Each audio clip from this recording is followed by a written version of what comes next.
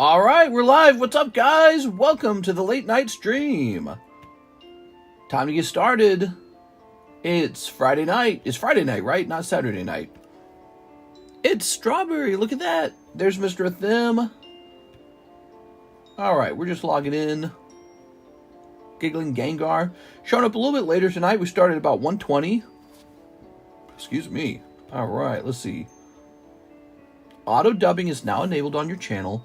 The audio on new videos will be automatically translated into other languages. Oh, that's cool, man. YouTube just gave me that message, so that's good. Seems like something they would have fixed or added a long time ago. Surprised they didn't do that a long time ago. All right, we're just adding the menu in. The news for our group tonight is that we have this Elite Spark set, and I think it's hot, and that's Hololive. And then we also have this Union Arena Kaiju, and we just got a bunch of that, and we're selling it very cheap. But we also have a hot new break. Hot. Wait, what were we going to say? Neo 3 Houndoom break. Okay, so the Neo 3 Houndoom break, very cool. We're also going to say Astral Radiance box battle. Let's say Glory of Team Rocket box battle. And Astral Radiance battle. All right, live card shop. So those are some of the notable things going on tonight. Okay. Very good. Let's go ahead and ping everybody. It looks like Alex just pinged for the Friday night stream. Let's go over here. All right, very nice. I just woke up. So I had a bit of a nap here, and that's actually usually a good thing if I get a nap in. It means I feel pretty refreshed. Yeah, but that's also part of the reason why we start later. So there's a trade-off. All right, let's see if my guy's talking to me.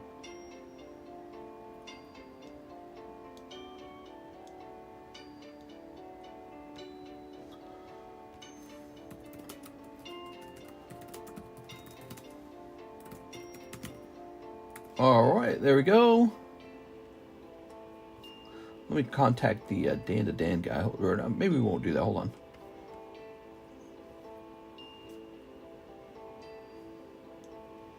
Let's see. Does this allow this to... No, not this.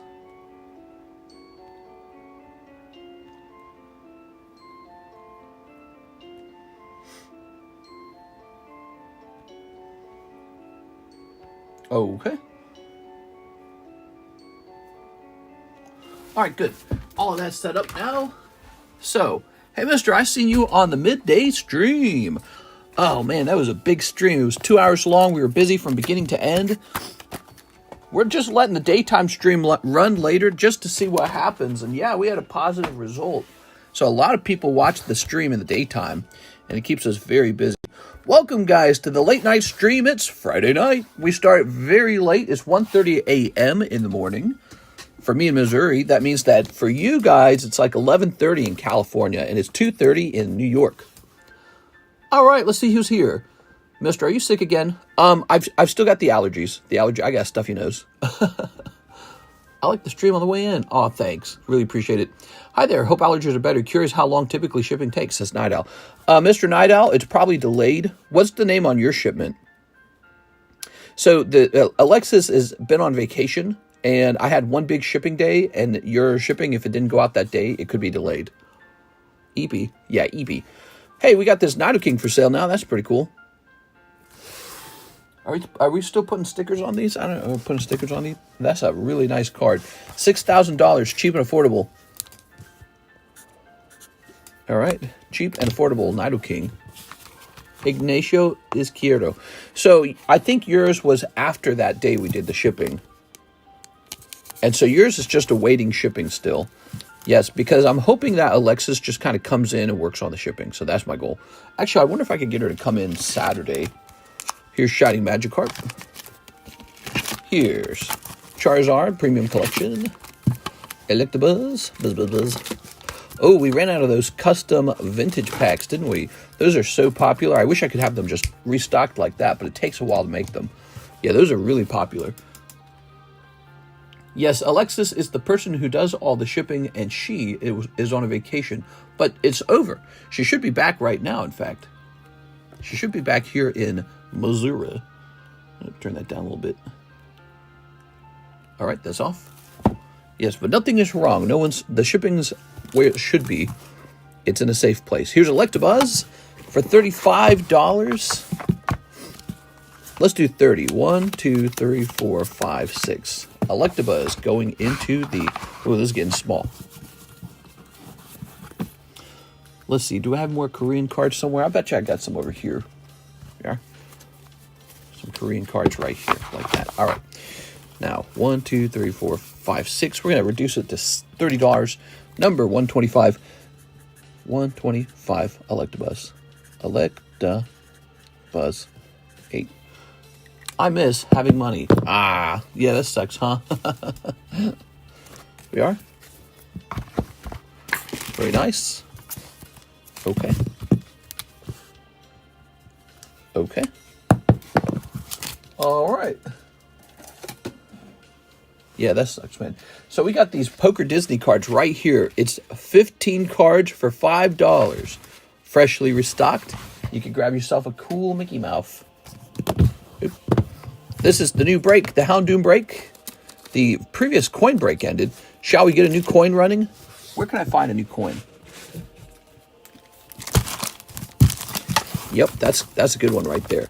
So that's one of those precious, pristine chances.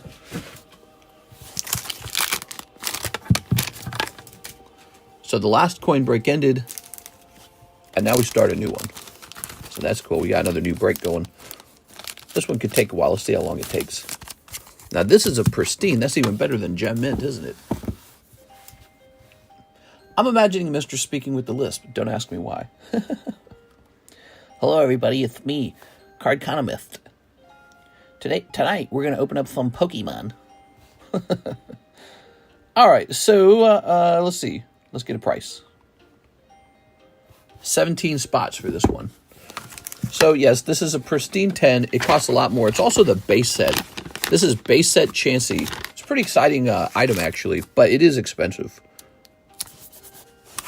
Okay.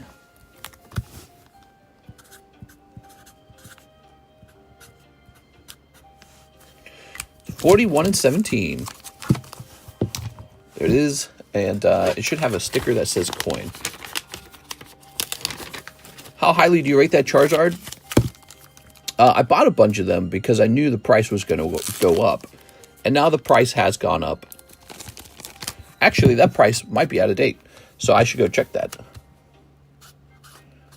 Coin. All right, so that's the coin break. Let me go check out this Charizard because he might have gone up since the last time we priced him. So let's see what's going on here. Or it might have gone down. It can go both ways. So Ultra Premium Collection Charizard 261. Charizard VMAX. Okay, and we want the cheapest one.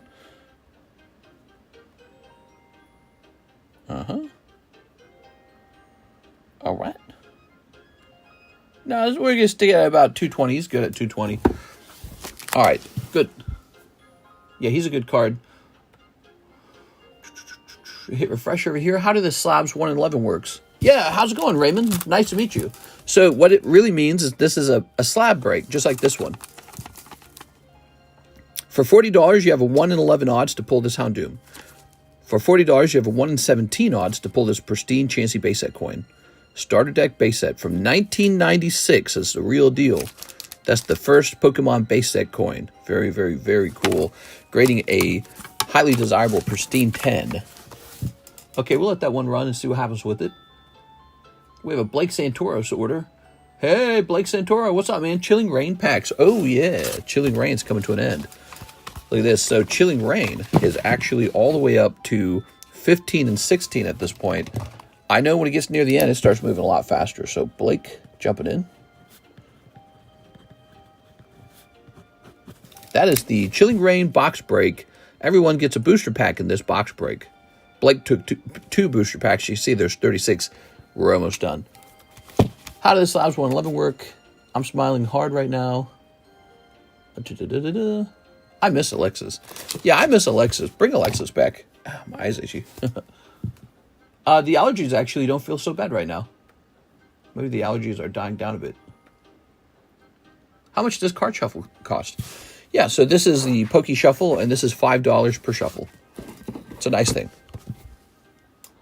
We have an Aaron Searles, Too Cold Wind Arena. Too Cold Wind Arena? Hey! All right, give me a moment. I appreciate how you recycle the boxes and use them for keeping record of box breaks. Oh, yeah. We've been doing that a long time. There we go. Utilizing stuff and shit. All right. Mr. Mike Side's here. How's life going, Mr. Mike Side? Very good.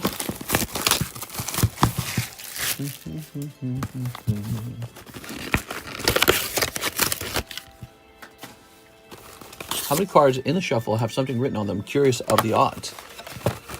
I could show you, like literally show you. Would you like to see? Let's take a big chunk of them.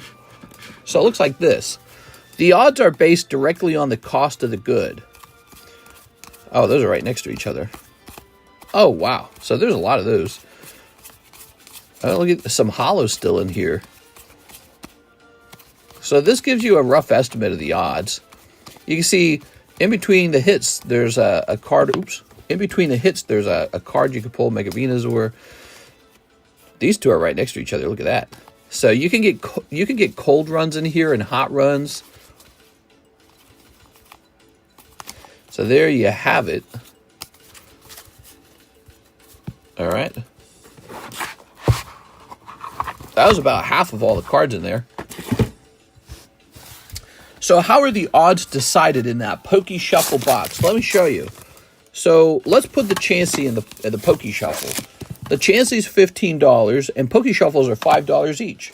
So I'll show you exactly how it's created so that you know what your odds are like. So we take this card. 1, 2, 3. Now that's $15 of Poké Shuffles. Okay, and now we write down 1, 1, 3, Chansey, 7. All right. So that when you pull this, I know what to get. We let the ink dry, and then we just put this right into the box, and we put this into the slab box. So those are your odds. Odds are just dictated by the cost of the card itself. So if really expensive cards go in there, your odds kind of slow down. Like, it says, oh, this one's nice. No rarity Haunter. So that's $58, right? Let's round that one down. So we're going to put that in for a cheaper price of $50. 1, 2, 3, 4, 5, 6, 7, 8, 9, 10. So sometimes cards go into the Holo Shuffle at a lower price, and that's a nice thing. Because it means you're actually paying less for these, technically. Maybe not you, but everyone who opens the cards together. And this is going to be Haunter 6. So that price is the cheapest buy it now price on eBay. And we're going all the way down to 50. So actually mine's $8 cheaper than the cheapest buy it now. Now, right, 50 here in case you try to sell it back to me. I know how much I really sold it for. Because that's a real problem if I don't know how much I sold it for. You know, if it goes in the box for 58 and you get it for 50, and then you say you want to sell it back for, let's say, 40 or something, it's like, my brain doesn't understand exactly what the margins are. Pure genius. Ah, yes, genius. Hey, mister, how you doing tonight? What's up, Hunter? How's it going, Hunter? We also have Mr. Dapper Tattoo. What's up, Dapper Tattoo? Welcome back. You're in the daytime stream. All right, so 2 of these. Hey, let's get the, give me a second here. Let's get the Nightbot running. We got another spot to hand out for the free booster box. This free booster box is quite close. That's at 18 out of 20. So this only goes up to 20. There's only 2 spots left to hand out. So this is pretty close. Right? Okay, so what I'm going to do is turn this back on, and you need to type TCC into the chat in order to get into the live giveaway. It is type in TCC. That's actually live. Stands for TheCardconomist, TCC. You got TCA Gaming, you got TCC. We have similar names. All right. What do we have here? We've got a cold pack. And we got a cold pack. We are waiting for some new sets to arrive. I think it takes longer for me to get new sets because I live out in Lake of the Ozarks. But the good news is we've got plenty of cool breaks. So instead of focusing on booster packs, you could do breaks if you want. We also have a girl card set called Elite Spark Hollow Live. That's a brand new set. We just arrived. Just got it. Aaron Sears. All right, Mr. Aaron with an A. You're going to be right over here, right? I need to turn this up. So we've been playing this RuneScape music, right? And YouTube's been recommending RuneScape videos to me, and I've been watching them. So fun, dude. Because it's like this game I'm not playing, and yet they have so much to say about it. So I've been watching some RuneScape videos. I was surprised to discover they're still updating old school RuneScape. They're still adding things to it, so that's really fascinating. All right, there we go. Nice. This is a 1 in 11 break. The Houndoom could be over quite quickly. It's a beautiful card. It's got this nice dark black background. Very fancy, very sexy looking. To me, probably underpriced, if anything. We got Pidgey out for 65. That's nice. That's a good card. Scizor. There's that Hello Kitty. We got a lot of Hello Kitty because I graded a whole bunch of it. Mount Doom, Magic players. All right. Time to trade in some new slabs because we've had the same slabs for a while. Edwin Delsid back for the Halo booster packs. Oh, yeah. Here it is. RuneScape, that game won't die like World of Warcraft. Sure. Well, I mean, it could die one day. But it's probably going to do pretty well. Could you imagine RuneScape collectible cards? That'd be fun. All right. I mean, look, Halo's got collectible cards. Ooh. Metal Master Chief. I've never seen this one. Wow. What is this? Is it actually metal? It's not actually made out of metal. What?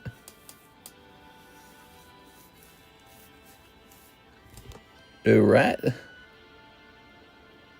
So strange. Why is it? Oh, right here, numbered 112 out of 117. All right, that's a great pull. That's for Edwin. There's still wild cards out there. True. I've heard of those. I've never added them to the menu before, but that would be pretty funny, wouldn't it be? All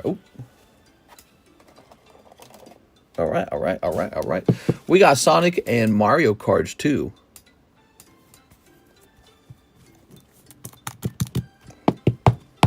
All right, very nice. Captain Andrew Del Rio and Serena. Ooh. Man, if it was 117 out of 117, that'd be big money. Really? Why is it 117? That's a bit of an odd number, isn't it? All right, Edwin, you did very good. Very good, sir. Oh, it's the same artwork, but it's a much better looking version of it. Those MGT cards are Lord of the Rings themed. Yes, that is Lord of the Rings. Yes, 100%. All right, now the queue is clear. Send those orders in if you'd like something to do tonight. Oh, wait, we got another order. Hold on. We got another one. But let me take a picture of these slabs real fast. Not this one. This one's staying. What's this, though? Squirtle? Yeah, Squirtle can go. So, we're heading into our Discord server to the All Slabs channel. And now we are going to take a picture. Click. All right, we got a picture of these slabs. Good. I'll pull these down. Good. This lovely card is going right into the live customs for 140. I think he'd be a wonderful card to pull out of there. 1, 2, 3, 5, 6, 7. So that goes into the live customs. Oops. That goes into the live customs because he's such a good card.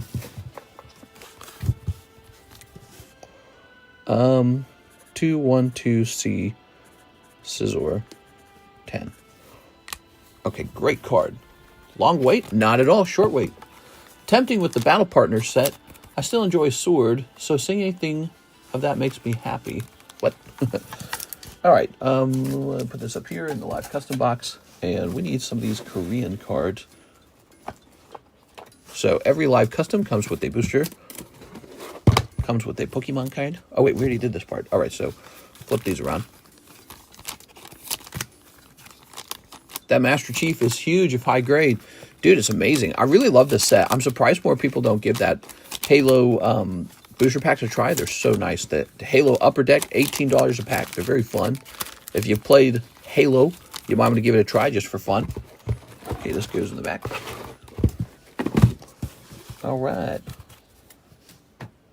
Cool. And let's refresh these slabs once again.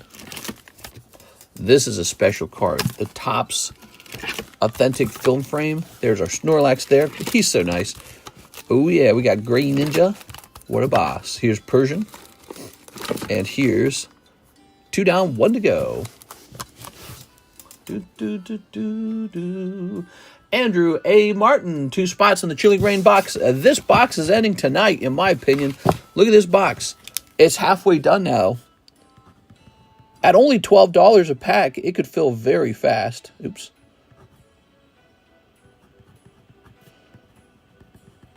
Kind of messed up the M on your name there. There it is. Halfway done. So the other half remains. It's $12 a pack. That's cheaper than some of the Scarlet Violet Year sets. Very good. Chilling Reign, Sword and Shield. Enjoy it before it's gone, because it is out of print. Unlike some of this other stuff, that's out of print. The Chilling Reign is out of print. Call of Legends Ursaring, huh? Put that there. We've got this guy's ready to go down for sure. This is really nice. That would make a good live custom pull, to be honest. I've missed seeing box breaks. We did one just the other day. We did, what did we do before that one? We did Roaring Skies, and it was $48 a pack. $48. That's a lot. 48. Okay.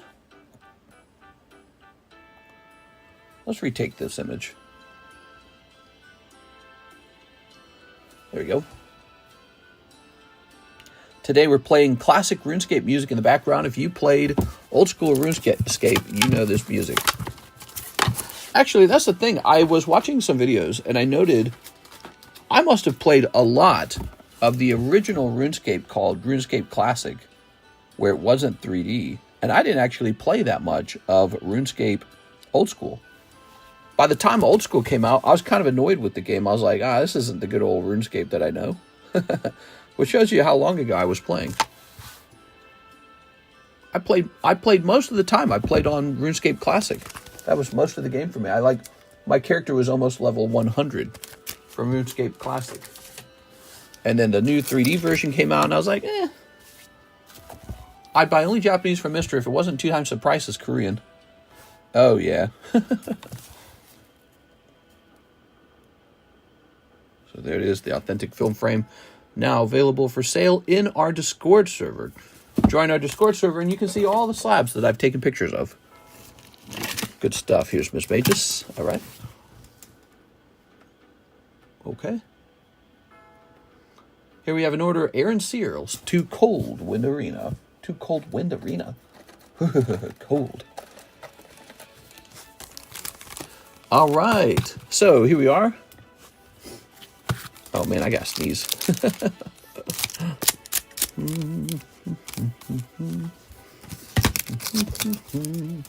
If you're watching this tonight and you're new and you've never placed your first order, place it today. We have a free slab for you. This Ivysaur is free for somebody who places a first-time order. All right, very good. 2 cold ones, Aaron Searles. Sorry, man. We got a free Pokemon card for somebody who places a first-time order. Neat. What are all these? Weird.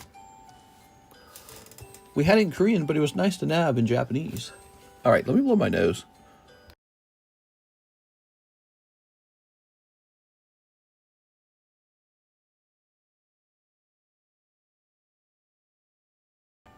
All right. Happy Friday night. Woo! What you guys doing for Friday?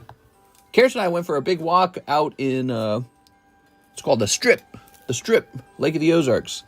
That's where the dam is, and all the bars, and all the old people hanging out at the bars. Is bars more of an old person thing? a bar, like it's called a bar, and it is a bar. It smells like cigarettes and desperation. I'm born a new customer. It's Joseph, he's new. Hey, it's me, Joseph. I'm new. Okay, next up we have an order from Gilbert Latier, 8 Korean fusion art. It's surprising how affordable these are. These are very cheap. You could definitely afford to open some of these Korean cards. That's the fun of the Korean cards. He's opening 8 of them, and this costs him $12. There it is. So there they are. Got 8 of these. How nice. Oh, nice. The magic of rebirth. All right, here we are. Let's go ahead and snip it. Very good. Ta-da! And let's have a snip on this one as well. Snip. Good. All right. I'm doing my taxes right now. Windy City Gaming's here. Windy City Gaming, what's up, man? Who's jumping into this Chilling Rain box break? We'll get this box break wrapped up. It's got half its spots left. $12 a pack. Very reasonably priced. Chilling Rain. And when that's done, we can pick out a new one. Chilling Rain is out of print. They're not making more of it. One day, that's going to be $24 a pack. And you go, oh, I'm glad I opened it when it was only $12 a pack. Have you ever accidentally snipped the cards? Never! Here's Starmie. And here's, Trash Man. Ooh, yes, the Trash Man. Very good. So, unfortunately, Gilbert, not a hot round.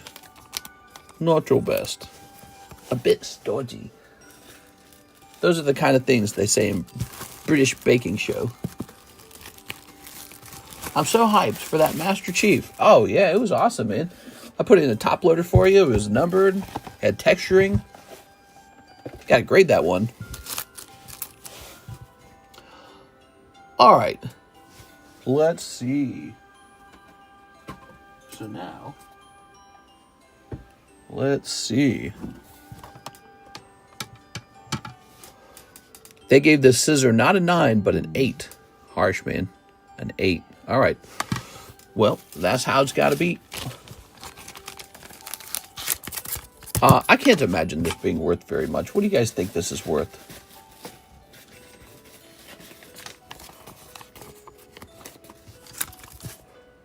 It's Friday night, and tonight it's worth 20 bucks. Okay, there it is. That's from 2020. That's how old Darkness Ablaze is. 2020, that's a long time ago. Athem's here, I love you. What's up, Mr. Athem? How you feeling tonight? Here's Ring Wraith. Oh, ooh. I believe this is a $30 card. Because we looked it up the other day. We had a different Ring Wraith card. All right, here's Gandalf, West Voyager. All right, our Gandalf got an 8. That's a holographic there we go. It's that mythic rare. I was going to say mystery rare. That's not right. The Before Time. Ooh. Okay. Everything's an 8. Welcome to PSA. Gandalf. Hold on, wait a second. Gandalf. Westward. Squidward Voyager. And we have one graded 10 for $70, but it's non-holo. Here's the holographic one, selling for not a lot. All right, so he's not worth a terrible amount as a raw card. As a graded card, he sort of looks like Gandalf, doesn't he? So let's just get rid of this old man. This PSA submission was just so bad. I just can't believe how bad it was. Expedition Blue Buzor. What are the names of those plastic things you put your cards in? Sleeves? You mean sleeves? My microplastic sleeves? Expedition. Bulbasaur. Okay. Oh, here we are. So the cheapest Expedition Bulbasaur is not very cheap at all. The reverse holo version is 150. It looks like the non-holo version is 38 plus 18, which is like 60, isn't it? 38 plus 18. That'd be 47 plus 8, which would be 55. So 55, I feel like 55 is kind of high for a 9, don't you think? 55 seems high for a 9. Let's go with 42. 42 feels right. Okay, good. All right, there we have it. So those are cards that have never been priced before, returned from PSA. Let's go ahead and take a look and see if there's any orders in the queue.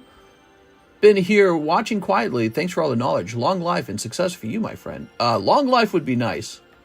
We are. That would be nice. You guys should get that too. That'd be good. All right, let's hit refresh. Let's see if there's any orders in the queue. Remember, if Mr. hits 50% viewers, he starts to feel generous. That's true. I give out the good ones after 50% likes. So Joseph Breck says 1 live, 5 Poké Shuffles. Here it is, 1 live. Win. That's 1 cold live custom. All right. The live custom's spinning up again. That's me. 1, 2, 3. 1, 2, 3, 4, 5. Mr. Joseph, he pulls. Yeah, a little Umbreon. No luck. I am so sorry, Mr. Joseph Albrecht. That is no luck. All right. Where would I find a so-called Joseph? Ooh, shuffle time. Yes, those are the shuffles. People seem to love the shuffles. All right. Good. We have Mr. Eddie, 7 History of Z. History of Z's been a seller, man. You guys love Dragon Ball History of Z. 1, 2, 3, 4, 5, 6, 7, 8, 9, 10, 11. Wow, we have exactly 11. What's insider trading and why is it bad? Basically, it's like you have information you haven't disclosed to the public yet, and the public has purchased something called a security from you. A security includes something like a stock. So the public is buying stocks and they're investing their money into your company, but you have some special information about what's going to happen to the company. And what you do is you decide not to publicly tell everyone. Instead, you tell just your close circle of friends who are then make decisions about buying or selling the stock before anyone else knows. So no one else knows what's going on, but you do, and your little group of friends.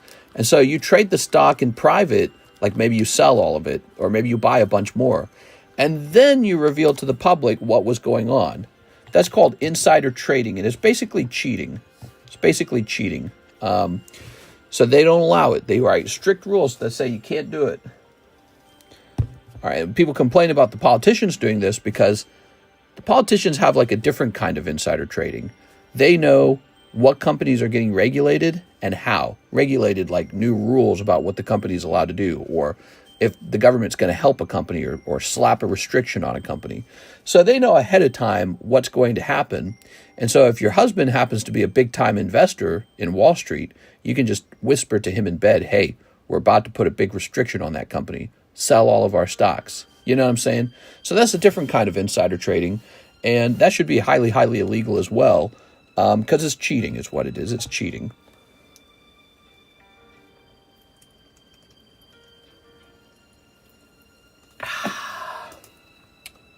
Excuse me.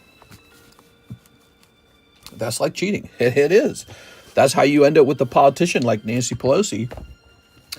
And her net worth is like $250 million, isn't it? Hold on. I like ChatGPT. So, Nancy Pelosi annual pay. Her annual salary is, let's see, $174,000 per year. That's actually not bad, and she's been at it for a while. Her net worth, though, so she gets paid $170,000 a year. She has a net worth of $285 million. So if you're only making $174,000, let's see, 1 million divided by 170. I'll say 175 to be generous. So it should take her about 5.5 years, 5.5, to just make $1 million. Just one, 5.5 years.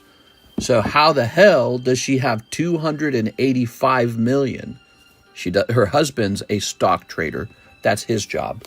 And so she knows what's going on, how the government's going to regulate companies, and then she just tells them, "Hey, we're about to put a big hit on PayPal. Sell all our PayPal stock. Hey, the government's about to contract PayPal for $200 billion or some crazy shit like that, right?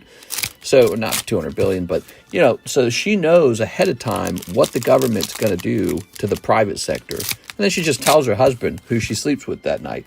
So they know how to, basically the game's rigged for them. Like it's very easy for them to win because they know what's happening next.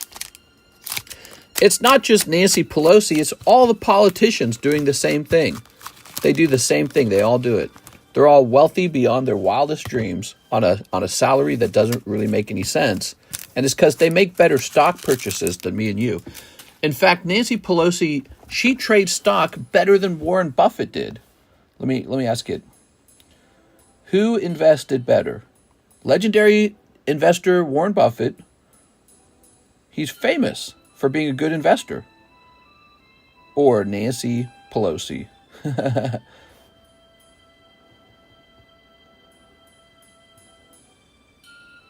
Warren Buffett is widely considered one of the greatest investors of all time. Let's see. Buffett's a self-made billionaire. It doesn't really give you a straight answer. It just says they both did good, but it says Pelosi's wealth accumulation is more controversial due to the potential conflicts of interest. All right, so it doesn't actually say who had the... What if I asked it who had the highest rate of return, though? Who had the better rate of return on investment? Let's see. It was... it was Nancy Pelosi at 24.9% return rate compared to Warren Buffett, who had a 20% return rate. Nancy Pelosi's portfolio outperformed legendary investor Warren Buffett. How did that happen? Wow. She's just that good. She's an incredible investor. She should write books on how to invest. The books would read like this. Be the one who writes the rules and then just invest in the companies before the rules come out to the public. That's called insider trading. It's highly illegal. And so and everyone just kind of lets it happen. I mean, first of all, half the country is Democrats, so they don't even care. They're like, good for her. She's on our team. Hey, Vagito, power to the resist despair. That's an SCR. Ooh, lovely SCR. Yeah, so half the country's like, it's a good thing. Now the other half is not on that team, and they're saying this is insanity. But then it's like they probably don't even care that much. They're like, I don't care. Who cares? I don't want to even think about it. It's too much to think about. Here we are. And that's why nothing ever happens. It's super illegal. Something should be done. Ooh, sell. Military terror creation. Holy. That's top loader worthy. Let's get that top loader out. That's an SCR. SCR is a much higher rarity. Here you go. So when Trump goes, I don't know how they did it. Maybe we should be taking investment advice from them. Yeah, he's basically saying it's not really possible for them to have had those returns when they're definitely not as intelligent at Warren Buffett at trading stocks. He makes it his whole life to read financial sheets and accounting public information from all these companies. He reads their financial statements like a boss all day long. That's all he specializes in. He has a whole team that does nothing but that. And he famously did very well over time. He had like theories and philosophies around investing and a return rate of 20%. The stock market's really good. I mean, stock market on average does 7%. And somehow, Nancy Pelosi, some old lady from California, beats one of the world's best investors and goes on to make 25% on her portfolio. That's the rate on her portfolio. What? How? How's she so good at this? It's because she's cheating. That's it. She's cheating. It's illegal to cheat, especially when it comes to real money in the stock market. It's a white-collar crime, and she's just going to get away with it, most likely. Then she's going to use all that money, $285 million, and she's going to fund her part. When she passes away, that money will most likely be donated to her political party. So her political party's not going to do anything about it. The Republicans can do something about it, but then it'll look like, you know, political assassination kind of thing. You know what I'm saying? Like put your opponent in jail. So she's just going to get away with it. Here we are. All right. She's better than Warren Buffett. She should be writing the investment advice books. The book would say cheat. Here we are. All right. That's for Mr. Eddie Mendoza. Very nice. How to be the best at stock trading. Ah, easy. Cheat. Oh, why didn't I think of that? That's so good. But what we can do today is we can make it illegal for both Democrats and Republicans to use that tactic. If we don't, they're just going to keep doing it. And it's wrong. It's wrong. It shouldn't be that way. Here we are. It's a conflict of interest for our leaders to regulate companies they're invested in, because they're going to give that company favoritism, or they're going to punish that company's opponents. So it's not right. So when Trump goes, Vegito's 208 raw, is it a clip? You want it to be a clip? Hell yeah, dude. Let's go get this, and I'll hand it off to Mike's side. $208. I wish I knew the value of the Dragon Ball cards better. I would have given you a bit more of a girly scream. I'd be like, ah! All right, let's see. Oh, my God.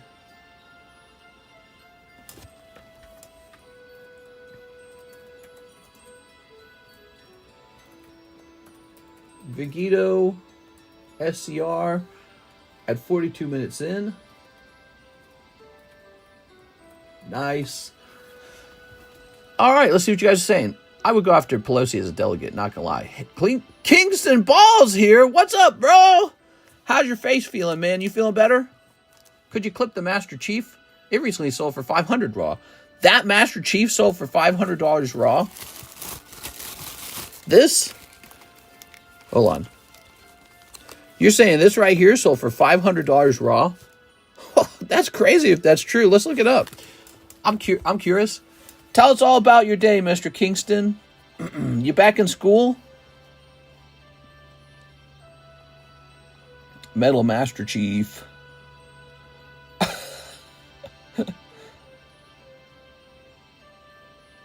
Oh my God. I can see there's two different types of booster boxes for these Halo upper decks, and a lot. I think, and again, I think people don't know.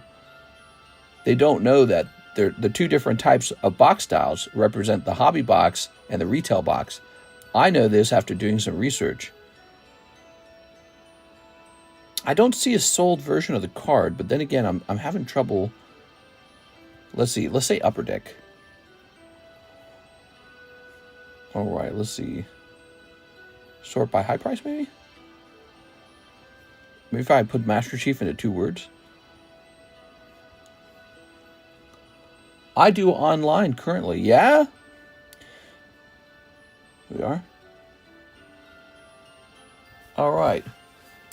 I have another surgery in June to get a bone graft. How you feeling about all that? You're getting older, right, Mr. Kingston? You're getting all grown up. How do you feel about all that?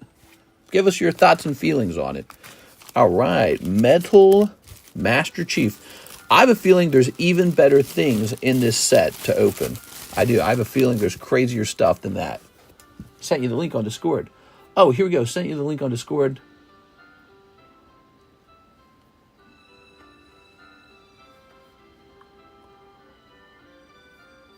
Oh, he is correct, guys. I got to show this off. So that is the top pull of the night so far then. Wow. It's crazy how, you know, it's just a simple pack and it could go for so much. So here it is. I should be able to show it off here. $485 for that Master Chief card. That's shocking. I didn't know that when we pulled it. I just thought it was cool when we pulled it. 485. Wow, that should also be a clip. All right, let me come over here. 485. Okay.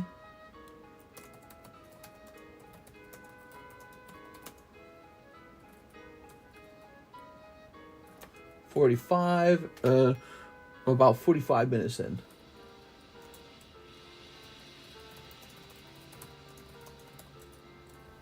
All right, a little bump on my arm. So, I'm nervous about it. You have to have a little surgery done, and it's making you feel nervous. Is that right? All right. So do you feel like you would do all that stuff again, what you were doing with your friends, or you feel like you're all done with that? You feel like you're going to stick to getting good grades in school, working hard? See, that's the problem, Kingston, is you mixed yourself up with the wrong guys. You don't want to hang out with those guys. They're going to get you in trouble. You got to stay away from people like that. Here's Hoot Hoot. If you send 100, he'll eat the card. No, I will not. That is false. There's Geodude. I believe I have 2 of these Geodudes. This Geodude shall be the $100 chase pull in the box. Okay, 100. Itchy chin there. All right. You ever just get like a little itch? All right. Tonight, Karis and I went to the Longhorn Steakhouse. And the first thing we did was order water. Okay. Because we're big ballers. And then I got the grilled chicken. And that's it. Grilled chicken, potatoes, broccoli. It's the perfect meal. And that was like $17. How could that be $17, bro? That's like $5 of food. But it was $17. And the total cost of the meal in the end was about $46 after the tip. It's so crazy how expensive it is. A 10-hour surgery, hell nah, I'm not going back to that. In fact, I have a job lined up for when I'm in the clear, and I'm trying to be better in my life. That's so good to hear, dude. 1, 2, 3, 4, 5, 6, 7, 8, 9, 10. 11, 12, 13, 14, 15, 16, 17, 18, 19, 20. There we go. That's really important, man, because I feel like that's how life is. You make a mistake, and you learn from it, and then after you learn from it, you can't go back to doing it twice, you know? So as long as you are, let's say Tops Geodude, as long as you've made up your mind to be smarter, you're going to be okay. And, you know, people need a second chance in life sometimes. It is. And it's pretty easy to make a big mistake in life. All right. Okay. You're going to make it through the surgery, I'm sure. Those doctors are really smart. They know what they're doing. So they tell you there's a chance something could go wrong because I think they legally have to. But I'm sure your surgery is going to be just fine, man. Here's One Terra Festival. I wouldn't even think about it. They'll have you fixed up very easily. Here's the Karuta. 1 Karuta. 2 Korean 151s. Korean 151s. Here are these. My crew run wild like they Jamaicans from Kingston. What? 1 Fortnite Series 1. All right. Okay, 1 Fortnite Series 1. 1 SpongeBob pack. 1 SpongeBob. Okay, SpongeBob. 2 Disney Cardos. 2 Disney Cardos. Oh, yeah, these things. I always forget about that. That was a phase. I'm hoping so. I'm going to get back to wrestling as soon as possible. So that's my focus. Oh, cool. You do wrestling in school. I didn't get to do much sports, unfortunately. I was part of a big homeschool group, and we played a sport every week, but it was just a different sport, and we didn't have much equipment. But we'd go out and we'd play for a good 2 hours, so we got a lot of exercise in. I miss those days. I don't have anything like that anymore. Ooh. All right, let's see what we got. My local pizza restaurant charges $44 for a large pepperoni pizza after tax. Jesus. Is it that good? I can't imagine. It's not that good. Free Palestine, free. All right, we'll snip this. Okay. And we'll sneak this. All right. Hey, how's it going, Mr. Habibi? Habibi, I was reading a piece of information about the total number of people who have died in both wars, the Ukraine war and the Gaza war. And the total number has reached something like 150,000 people. Can you believe that? That's a lot of people. Ooh. 150,000. I am ready for those wars to be done, huh? Think of all the economic opportunity that's been lost over time as a result of the lives that were snuffed out. But also because instead of being productive and building things, people are just trying to survive now. So there's no chance to produce a good and sell it or to buy goods. So Russia's lost people, Ukraine's lost people, even North Korea's lost people. Gaza's lost people, Israel's lost people, everybody's lost people. Pointless. We all could have just been making products and selling it to each other. Isn't that silly? So, really horrible thing. Also, it's very fascinating to know that number because when you compare that to the number of Americans who have died from fentanyl, it shows you, it reveals how deadly the fentanyl is. It's like a war. Fentanyl killed 80,000 people last year in America. 80,000, that's the estimate. Could be higher, could be lower. But the year before that, it killed like 100,000 people. So the numbers are really shocking. Ooh, the Black Knight. Very nice. 100,000 and then 80,000. That's in 2 years. 2 years, 180,000 Americans dead. So that occurred in 2 years in America. Basically the equivalent of what just happened in 2 wars, the Gaza war and the Ukraine war. Really think about that, guys. So it's kind of shocking because it's been going on. Apparently the fentanyl war or fentanyl problem's been going on since 2011. Okay, I like your Black Knight. Here's Is that Kingston? It is Kingston. Kingston says, I club wrestle in a club called Suples. My coach is 2-time Olympian and 3-time world champion. I wrestle with some of the best kids in the country, and I will eventually travel to Bulgaria to wrestle. That's a really good way to let out your, your energy, So I really believe in that, Mr. Kingston Ball. When you're a young guy, whether you're a teenager or adult or whatever, you got to have some way to let your aggression out and to, kind of compete, be able to punch someone in the face, but not in an illegal way. So wrestling's a really smart way to kind of, show everyone how competitive and how skilled you are. And, it's good for scholarships if you want to go to college. I don't know if you have aspirations to go to college. But yeah, that's probably good for scholarships. And it's a smart thing, man. You should get really involved in all that. And no more playing around with the wrong guys. Some guys, they're just bound to go to jail, and that's it. And you don't want to be mixing with those guys at all. Those guys are going to jail, and you want to be going to the top in your wrestling club. That's what you want. You want to be going to Bulgaria on fun trips like that. Here's Lance. So that's a good thing. And maybe you're lucky that you brushed up with the wrong people early in life, because you don't want to make that mistake later in life. When you make that mistake later in life, there's real consequences. They start to send you to jail. Ugh. When you're young, they don't do that as much. They give you counseling. I guess they have juvie or whatever. There it is. But you know what I would do, Kingston, is I would go find a good role model.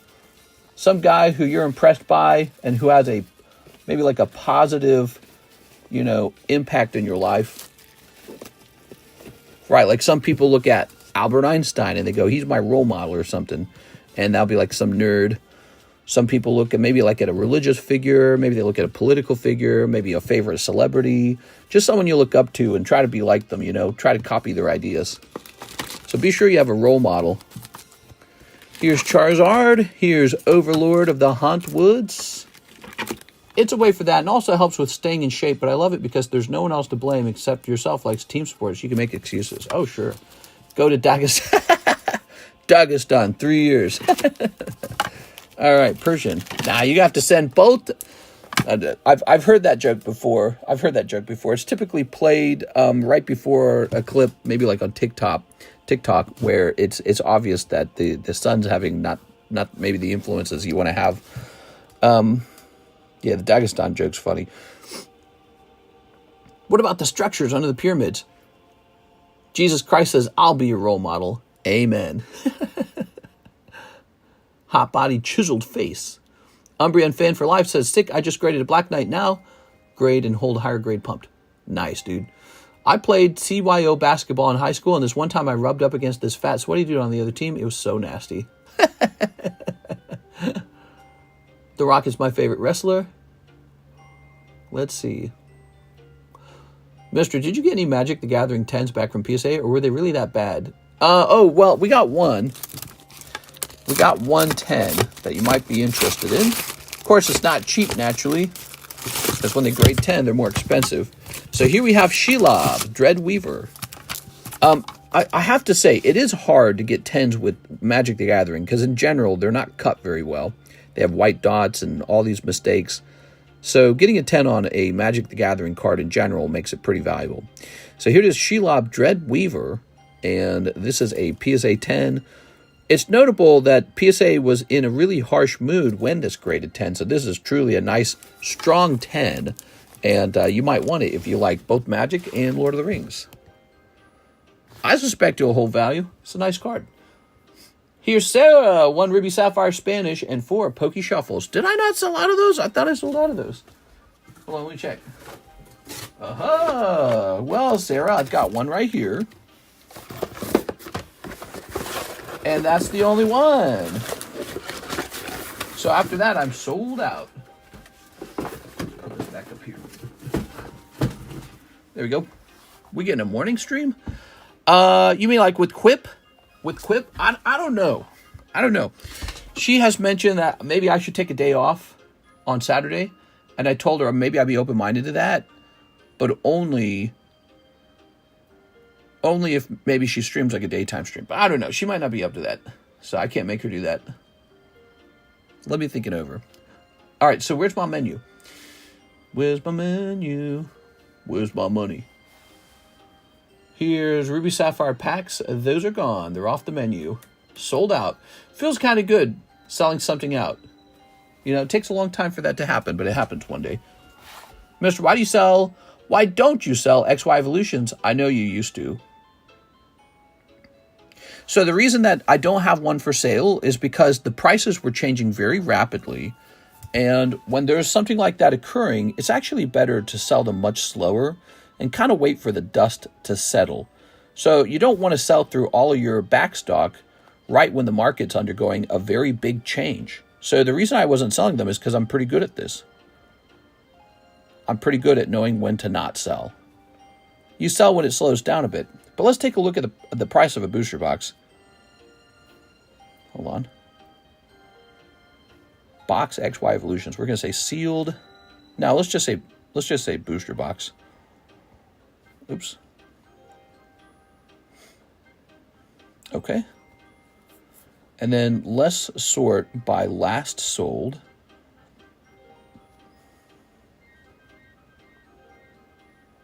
Okay, so it is March 28th, and one just sold for $1,250. That one went for $1,000. That one went for $1,300. So we're officially in a new era for XY Evolutions. It has crossed the $1,000 barrier. There was sort of this long period for XY Evolutions where it fluttered or floated around $600, $750.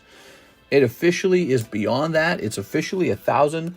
Actually, I guess you could argue it's $1,300 now. So we're in a new time period for that box. Let's see what that would cost if you got it with no taxes paid. Pretty pricey.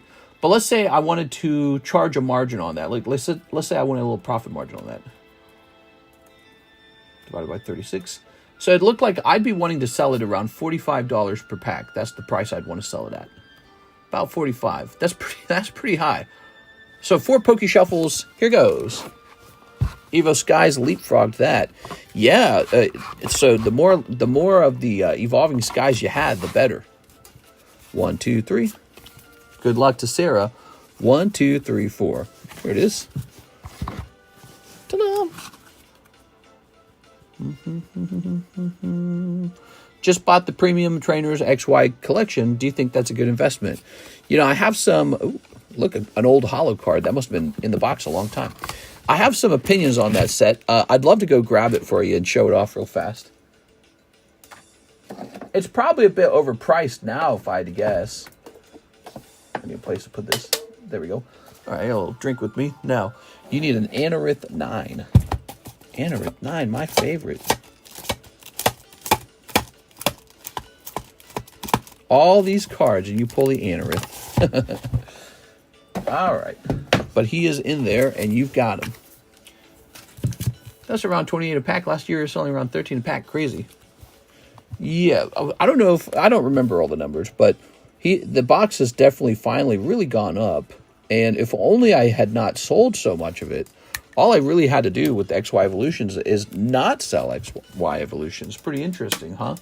Because it was about to undergo a giant price transformation from 600 to 1,300. I mean, at that rate, it's better not to sell it. Better just hold it. Zigzagoon. Ah, that's sad. The last pack is a non-hollow pack. All right. Well, there you have it. Miss Sarah, thank you so much. Appreciate it. Mister, you streaming Sunday night? You're pretty much guaranteed to get a stream on Sunday night. It's actually Saturday night that's in question. I think we will be streaming Saturday night. I don't think I'm going to take the day off. I'm thinking about it.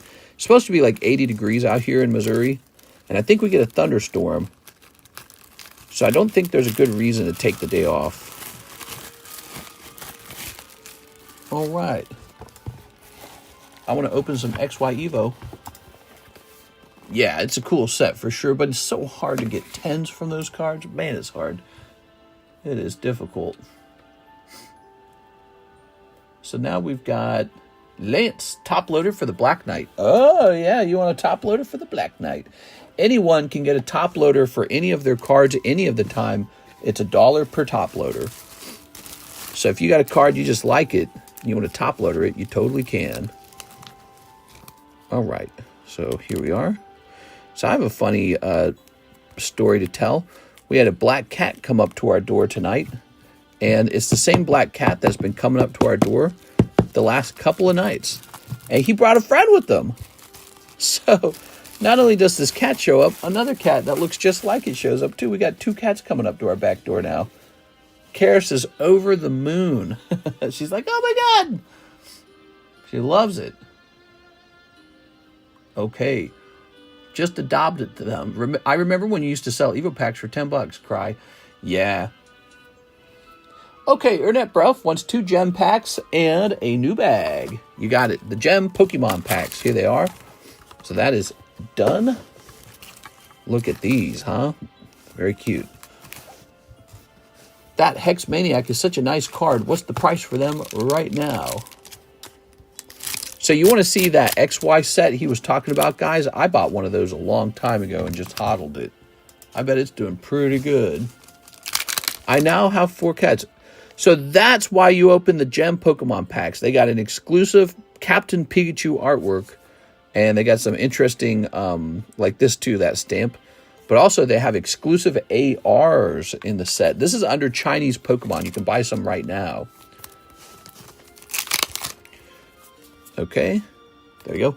The TheCardconomist. 250 raw. What's 250 raw? Here we are. So, man, that cat was rubbing up on her so hard. That little black cat's like completely in love with her. And when she went inside, it was trying so hard to push its way into the home. And it was freaking our 2 cats out. They're like, what the hell? They're very curious, but they're like they've never seen another cat before. It's like, you live with another cat. What are you talking about? It was really fun to watch. We had the screen door open so they could smell each other. And there was this point where it's kind of late at night, and that little black cat's like scratching at the window to get in. So really funny. But I told Karis we can't do that. I think if it wasn't for me, that cat would have come in tonight. That cat would be inside of our house. Were you ever able to find my slab? Says Bruff Boy. Are you Internet Bruff? What was the slab? Could you remind me? While black cats are often associated with bad luck, many others view them as a symbol of good fortune. Oh, I don't think anything about the black cats. I don't know. I always thought the whole idea that a black cat was bad luck. I always thought that was like a kid's fairy tale, basically. You remind me, Ernest Bruff, because I think we were talking about potentially replacing it, right? I was replacing something for someone, wasn't I? All the cats from the stream. It was the PSA 10 Leafeon from EV Heroes. Oh. What happened with that? I think we found that and shipped it, didn't we? Is that what happened? PSA 10 Leafeon. It's a skinwalker. Be careful. So I know we had Mr. Faisal Muhammad. He had a CGC 9 Gengar. We located that. The problem was it was under a different name because he has a lot of middle names. And then Ernest Bruff had a Leafeon. Have we discussed it in Discord? Can you, if we've talked about it in Discord, can you pop it? What's the last thing we said about it? I don't remember everything we did on that one. Maybe it was something like you mentioned it wasn't in your shipment and I printed a fresh label. But if that's what we did with it, the only problem is Alexis isn't here to do the shipping. But she should be here Monday. So I think I'm going to let all the shipping go to Monday. All right. So let me go grab a special box you guys haven't seen. Well, some of you have seen it.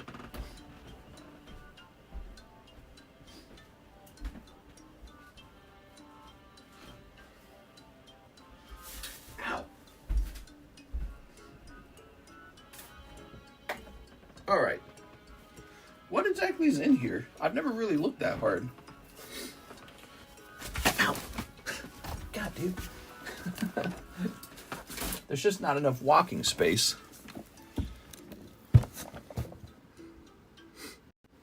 There we go.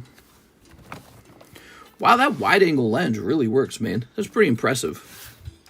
So check that out. It says here I originally purchased at $300. Let's find out what these are going for today.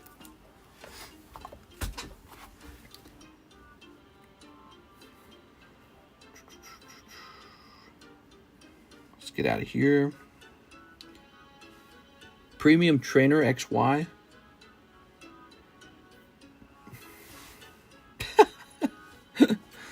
Now $1,000. Yep.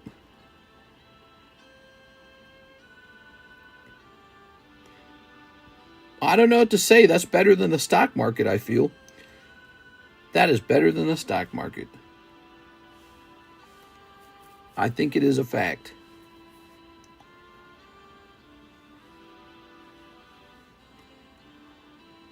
Says I bought these. Well, I really did buy these a long time ago. I bought them in 2021.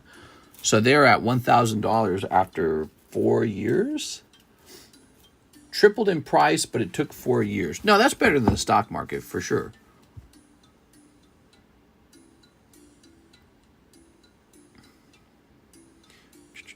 Black cats are very good luck. If one chooses you, then you are protected.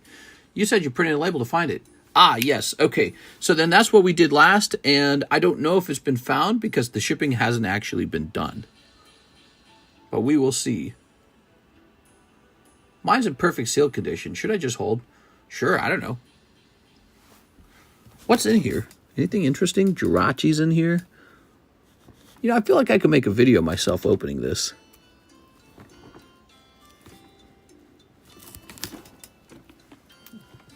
Oh, is this it?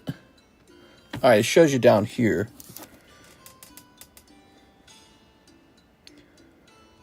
Pretty interesting. Yeah, there is a Hex Maniac in here. What's that last Pokemon? Camerupt or something? It's an okay set. When you really look at it, some of the characters are just okay. The Jirachi's nice. I like the Jirachi a lot. The Shaman looks nice too. Looks like it also came with a couple booster packs. Is that right? Only 2 booster packs. All right. A little metal Pikachu coin too. That's fascinating. All right. For sale? Question mark? It could be in theory, but I'm going to go put this away, okay?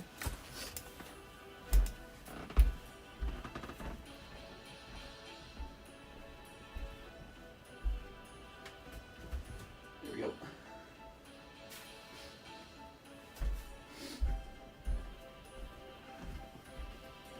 Very good. Haha. Ha ha ha. So this table needs some sprucing up. Listen to this old RuneScape music, man. All right, that Shauna though. Oh my god.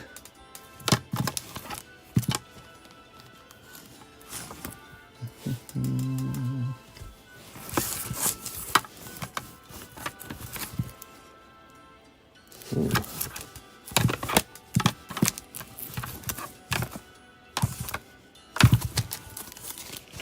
Okay. 120 on this, huh? But it didn't sell the first round. So we're going to reduce this. I don't remember what this was based off of. I'm pretty sure it was based off of price comps. But I'm going to reduce the price of this beautiful little Vulpix to $100. Radiant Zard. Now that's one we can't do that with that. Okay. That is Pokemon Go Radiant Zard.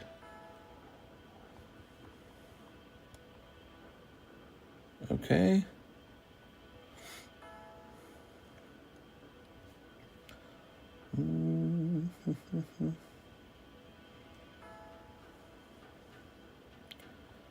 Oops. All right. Okay, give me a minute here. It's tricky determining the price on this card. We're going to get it in a second. I like this Charizard. He's nice. All right.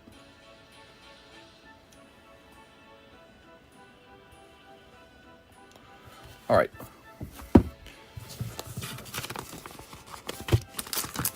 Oh, he's not ready for a sticker. He needs to be peeled first.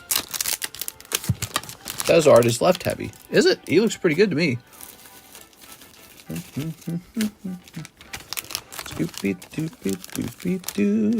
I like this Charizard. I think he's a solid hold. Definitely one of those cards people don't think about anymore, and yet he's so good looking. He's a shiny Charizard, by the way. Did you guys notice that? He is a shiny Charizard. Okay. This Nidoking from Pokemon Stadium. That is Nidoking from Pokemon Stadium. I think that's the right price. I actually can't remember. We priced that up before, and I think it was $120. Blaine's Arcanine. Now that is a nice card. It's already in a PSA holder, PSA sleeve, I should say. That is one nice card. My internet went out. No! Andy Man. He's living on that bad internet. Arcanine. Very special card. All right.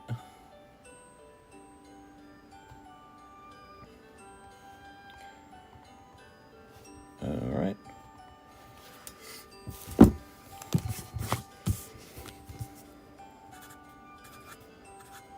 Okay.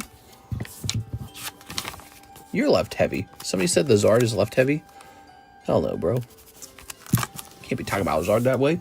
Here's this nice Dratini. Okay. Dratini.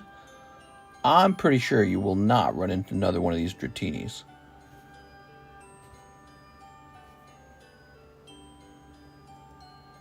Alright, so...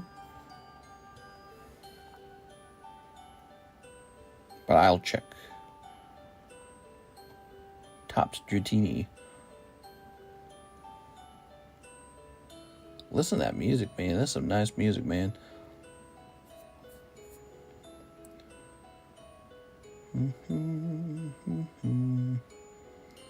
Okay, so I'm ready to price this guy up as well.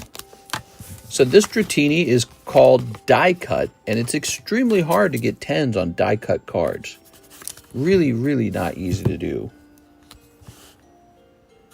So I get to choose my own price on it. I know I just sold one of these to our friend, Mr. Steven Hippofat. Hey, welcome guys to the late night stream. I'm glad you guys are hanging out. we're doing something we do a lot of, which is pricing up slabs, because we have a phenomenal slab selection that's always changing. Okay, so this die cut card is Pop 8. Like I said, it's so rare, it's like you have a monopoly on them. And we know Steven owns one. We know I own one. There's only 6 more of these out in the world. Like, how crazy is that, dude? That's a rare, rare card. And the serrated edge on this card makes it very hard for this to grade 10. It's also a lifted card. Do you see this outline? That's because the card comes up off the, it's like puffed up. It has like a 3D effect to it. So between that and the serrated edge, how are you ever supposed to get a 10 on this? You just don't. That's why it's Pop 8. Just doesn't happen. So you're talking about a very rare Dratini. Eric Lopez. Hello, Mr. I have a bag. 2 Chinese gem Pokemon. Hell yeah, dude. Now, where do I keep the gem Pokemon? That's the next question. So let me go get a fresh gem Pokemon. Rip to the people in Myanmar. Tell me about that. I want to hear more news about that. Ow. Tell me about that. I heard that they had an earthquake of 7.7 magnitude. That's really heavy. 7.7 is very heavy. All right. Ready? This is called Gem Pokemon. It's an exclusive Chinese set. It's bad, says Marshall. Dude, I feel like they get hit all the time. They are? It's a disaster. Oh, man. Imagine one day you're just going about your business. The next day, this natural disaster comes along and it's all over for you.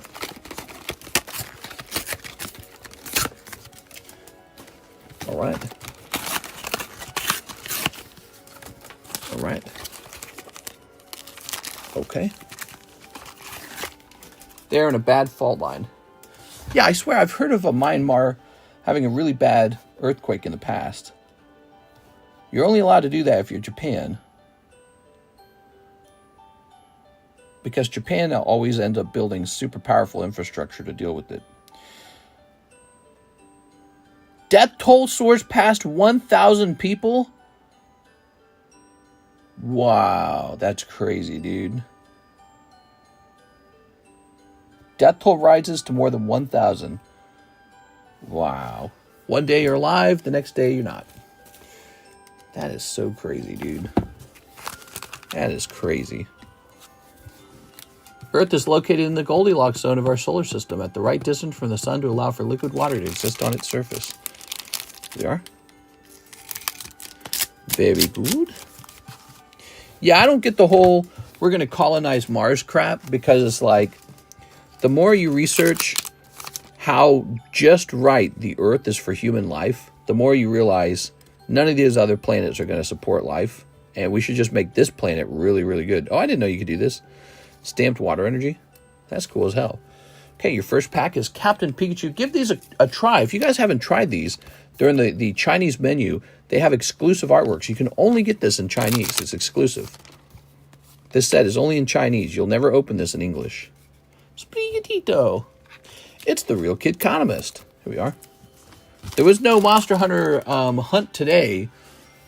I still got things to build over there. I got to build all the light bow guns, all the heavy bow guns. I got to build everything. How's the digital collection going? So that's a new service I'm offering, especially that's useful for international buyers and sellers. Because what you can do is you can participate in breaks over here. And let's say you get a big hit and you don't want to ship it home. You just want to liquidate. Well, you can have me take that slab and ship it forward to like a consigner, like Z&G Emporium or Probstein or whatever. Maybe PSA. PSA is a consigner. So you can have me send those cards to a consigner, and when they sell, you can cash out. You guys could do that too, by the way, but I figure you don't need my help. Here's Eric Lopez. But I do that for international buyers. You can pay me a certain fee to create a private channel for you in Discord. This. And then we'll take a picture of all your slabs, and you can tell me what additional pictures you want. There is a fee for all this. It's a $20 flat fee and 50 cents after the first 20 pictures are up. So, and then you just kind of pick and choose what you want pictures of. Okay.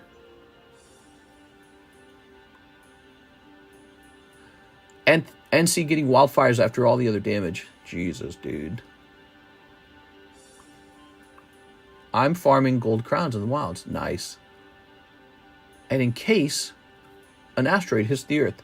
True, that is true. Lance says 3 Chinese gem. All right, we're trying out these Chinese gem packs. It's good to see people opening these because we did not finish opening these, in my opinion. The other Chinese set is this one right here. This is Chinese 151. It also has exclusive artworks and a totally different Master Ball system. So give that a try too, guys. It's very nice. I'm into the Chinese cards. I like them. I like them. I like Thai language. I like Indonesian. I like the obviously the Korean cards because I get all of them. I get all the Korean cards. They're nice. So I like all these other languages. Ooh, look at that. Hey, it's Mr. Blake. With that digital collection, can it just be the slabs and some major singles, or does it have to be all of value? Oh, it's just so. Oh, there we go. So look at this. Here's a Master Ball coming out of the gem packs. Get this graded and try and flip it. Right? There's so many people not grading these. So look, he got an exclusive artwork and he got a Master Ball reverse holo. Okay, so that's the kind of stuff you can expect in here. Plus you've got these special holographic foil patterns and Sudowoodo Master Ball. Nice. So what's cool about these cards, they're actually printed in Japan by the high-end Japanese printing company. So these are printed in Japan and then distributed to China. And so they're all super high quality. You're going to get 10s on these. And I should probably open a case of them and grade them too. I don't know why I don't. I should just do that. So that's for Mr. Lance. Seems like the kind of thing to do. They look nice. How's the card feel compared to the other versions? It's exactly the same as the Japanese cards. Feels exactly the same. It's super high quality. Seven Dusenberry, 1 box of Japanese OP9, 1 box of Japanese OP11. Hey! It's payday! All right, Sarah. Going deep. How's the card? I already read that. Yeah, so the digital collection, you don't have to be international to have me image all of your cards, but we're doing that to allow people to have more like, for example, there's some people who just want to keep their cards over here for a very long time. They don't want to ship. Is that a tiny little spider? Throw that away. So let's say you got a baby mama and she doesn't like that you bought all those cards, but it's too late. You already bought them and you just want to keep them over here for a while. You can do that. $5 a year to store them over here. They're not insured or anything. Just $5 a year to store them. And then I imaged them all for $20. We are. And then you're good to go. All right. So that is new. Great way to keep track of what you have, by the way, if you just like to know what you have. All right. It could be useful in selling or trading cards, but really it's useful just for keeping the cards over here for like over a year. There you go.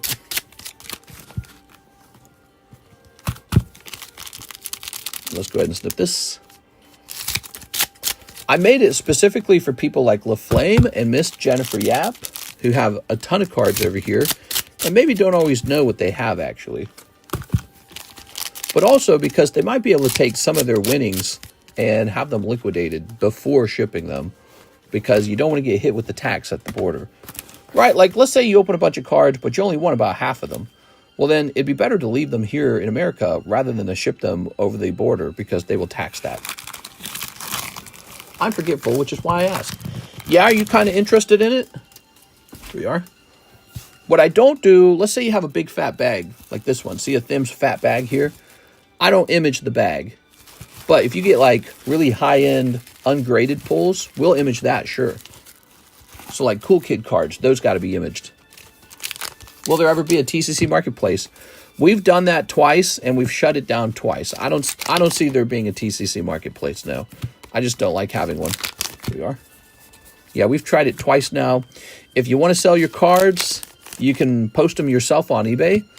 Great way to sell.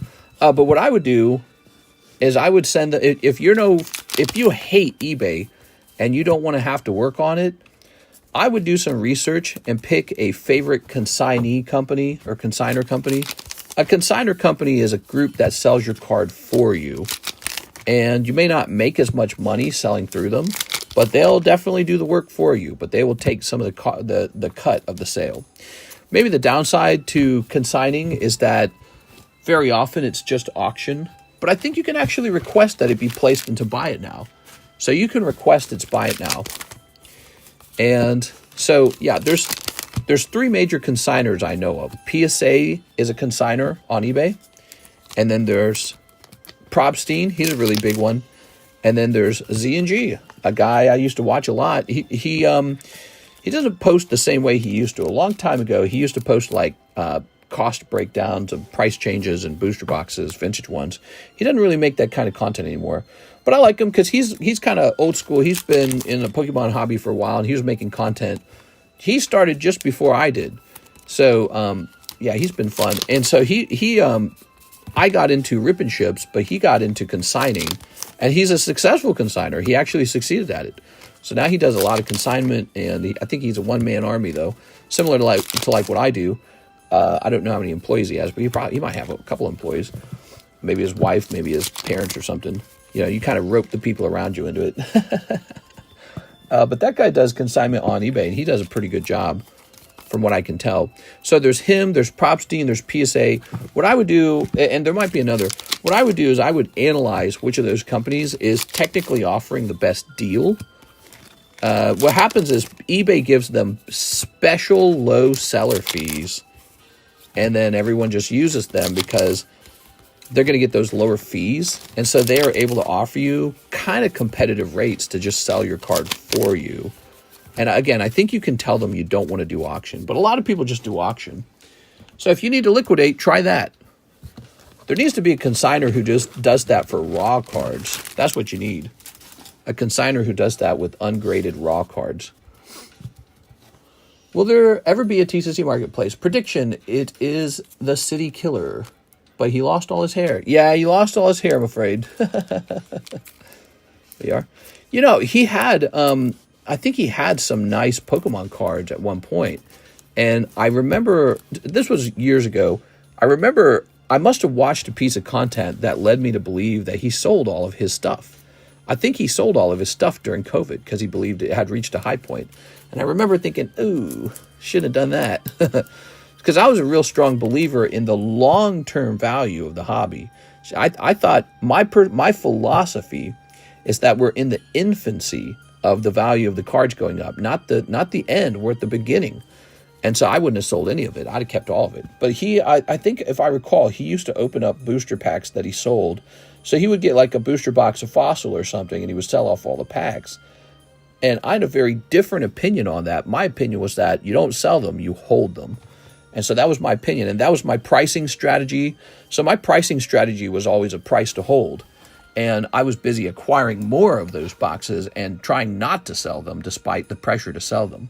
That's Sarah. Although, you know, if I wanted to now, I suppose I could actually sell them. So Sarah, that's the first box.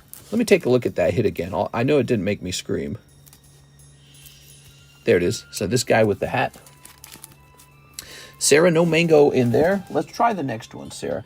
This is the one that matters the most anyways. This is OP9. He sold his first edition booster box to Logan Paul. Yeah, exactly. And he might have made some good money on that. He might have made some really notable money, enough money to buy a nice home. And he has a successful business now, so it's all good. But if I was him, I might have just kept that money. I might have just kept that box. I might have been like, Logan, that's cool that you want my box and all, but we're keeping this bad boy. We are. And that's a hard thing to turn down, because when someone wants to liquidate you for like whatever it was, maybe he was being offered, I don't know what he would have been offered at the time, for probably about $200,000 if I had to bet. He was probably offered about $200,000. If Logan approached me with $200,000 and said, I want your base set box, I'd been like, that's cool, but I only got this one and it's not for sale. You have to find another guy. We are. Let's go ahead and snip it. Yeah, so if Logan Paul contacted me today and said, I want your booster box, or maybe he said, like, I want your Dark Dragonite or something, because I got a nice Dark Dragon, I'd be like, that's super cool. And I'd be like, but I got to keep this. Snip this. I had a guy reach out. He wanted to buy the Dark Dragonite for $60,000, I'm pretty sure. We are. Was it 60 or was it 30? I can't remember. All right. Look that conversation back up. He reached out on Instagram. I think he was really serious too. I looked him up a little bit. He was a business owner. There. He was talking about how another dark. He had just told me another dark dragonite had just sold. There we go. Now they're popping up frequently. What's popping up frequently? All right, you ready? So in other words, I think that he would have done better in the long run hodling those base set booster box first editions and those fossil boxes and all that other stuff. And that's what I've done is, despite the temptation to sell all those things at a profit, I've done nothing but hold them. And so now they're just reaching these ridiculous valuations. But that was always going to happen, and I knew it was going to happen. And so I said, all you got to do is hold them. All you have to do is not sell. That's the hardest thing, is to not sell. Because it's like the temptation to sell is all around you. Here we are. That's why I would recommend to you guys, too. It's like, well, the real trick is not selling. It's easy to sell. The trick is not selling. So if you sell one Charizard, you have to buy 2 more. And that's been my whole style.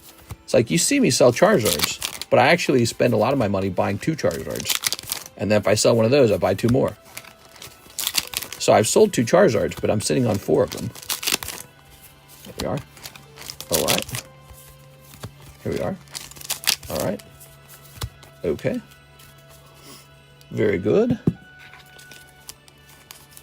Very good. Okay. But I think, I think the products where I've seen my audience do the very best has been these incredible breaks.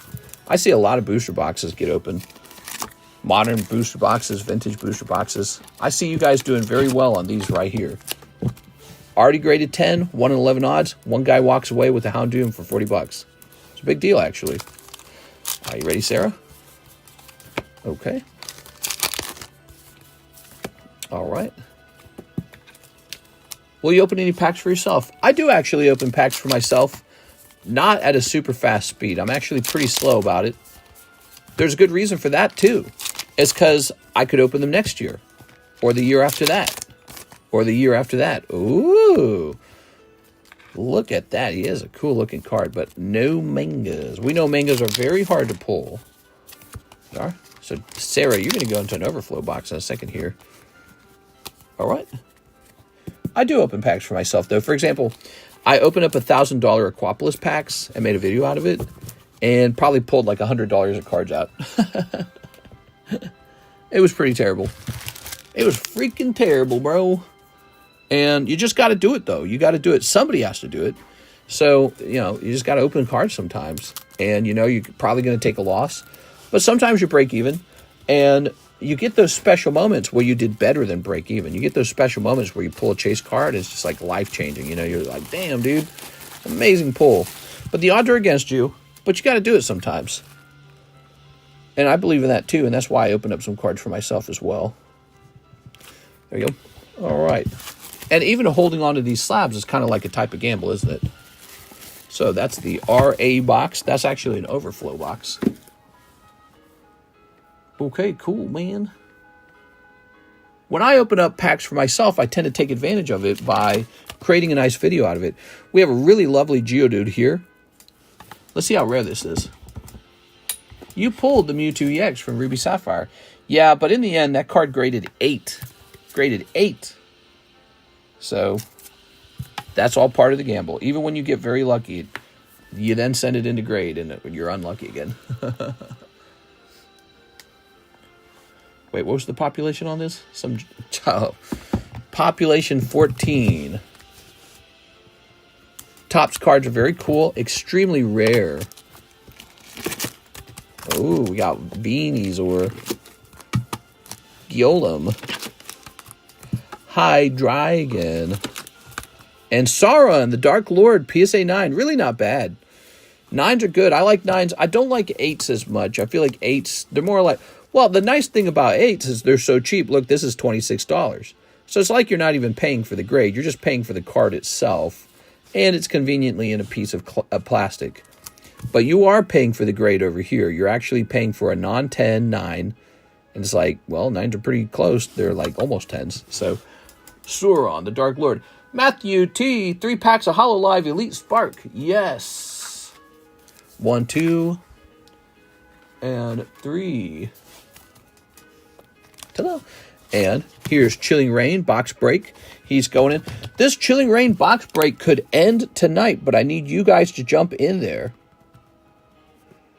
I want to see this end. It's Friday night.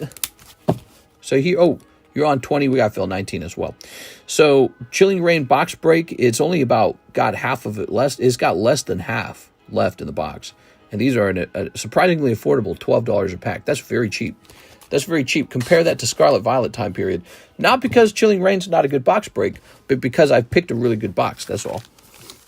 I bought 2 spots. Oh, you're buying 2 spots in here, you're saying? You bought 2 spots? So you get 19 as well then. Oh, I see it now. Yeah. Okay, you got it. You're right. All right, so you got 19 and 20. So those are covered. So, yeah, we're actually pretty close to the end of this. That would mean that 14 spots are left. No, 16 spots are left. All right, we got these 3 cards. I have a bag. It might be a box now, or it is a bigger boxception. So basically, we have these giant boxes called overflow boxes, and you're in the overflow MA box. If the overflow boxes fill all the way up and we have nowhere to go, then we start picking people out to get their own boxes, private boxes. Oh, now don't pull a massive signature out here. You'll upset Kendo, Pelor, and Hathim. They'll be like, what the fuck? Whoa, what's that? That's the Chase card. This is HoloLive. The HoloLive cards have done pretty good overall. Over the years, I've sold a lot of HoloLive. They seem to be pretty popular. There's some kind of market out there. OSR. Okay, well, she likes Ligers. Okay, lovely. And here's this. Haha. Very good. Okay, lovely. I love it. I'm watching, says Kendo. Hey, how's it going, Mr. Kendo? All right. So, Mr. Matthew T. I think it's time to hand out a spot or 2 for the giveaway tonight. We're coming close to the end of that box. I think it ends tomorrow. So you got 2 more chances to get into the giveaway. All right, let me get this card out. We've been doing it this way.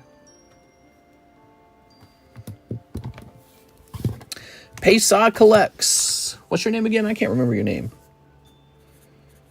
Pesa. Number 2. Puzzles are hard.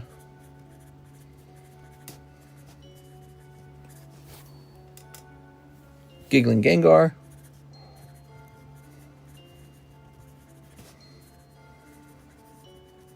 All right, so we'll stop there.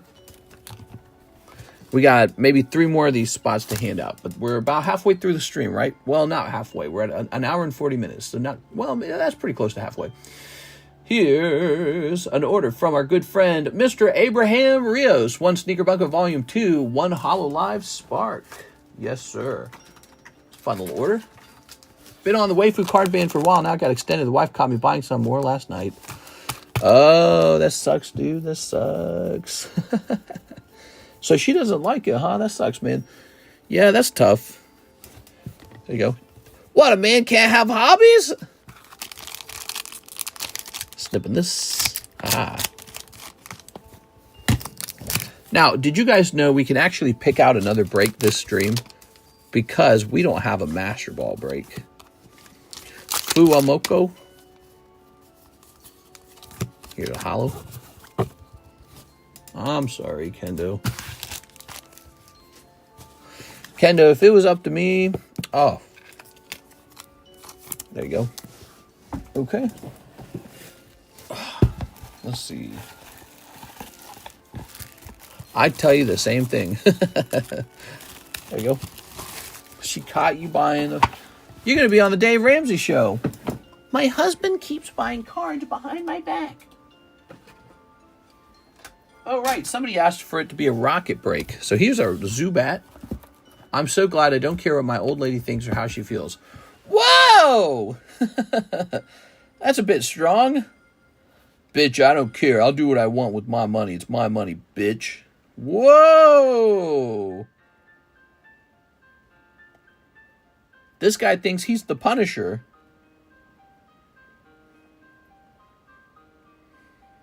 All right. Mister, I got Journey together. I don't know if I should open them. It wasn't easy yesterday. Did you fight the crowd? Were you fighting for your life?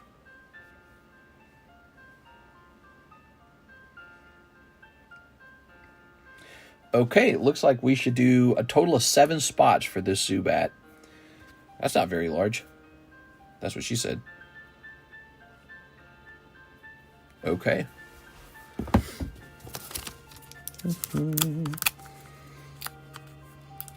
Oh yeah, my old lady is a real B word. Yeah, I hate it when the B words start acting like C words. Know what I'm saying, guys? Sorry, ladies. Sorry, ladies. Us alpha males don't care about hurting your feelings. Everyone knows we're dangerous. I eat steak off a cutting board with a knife. All right. Well, I just tuned in.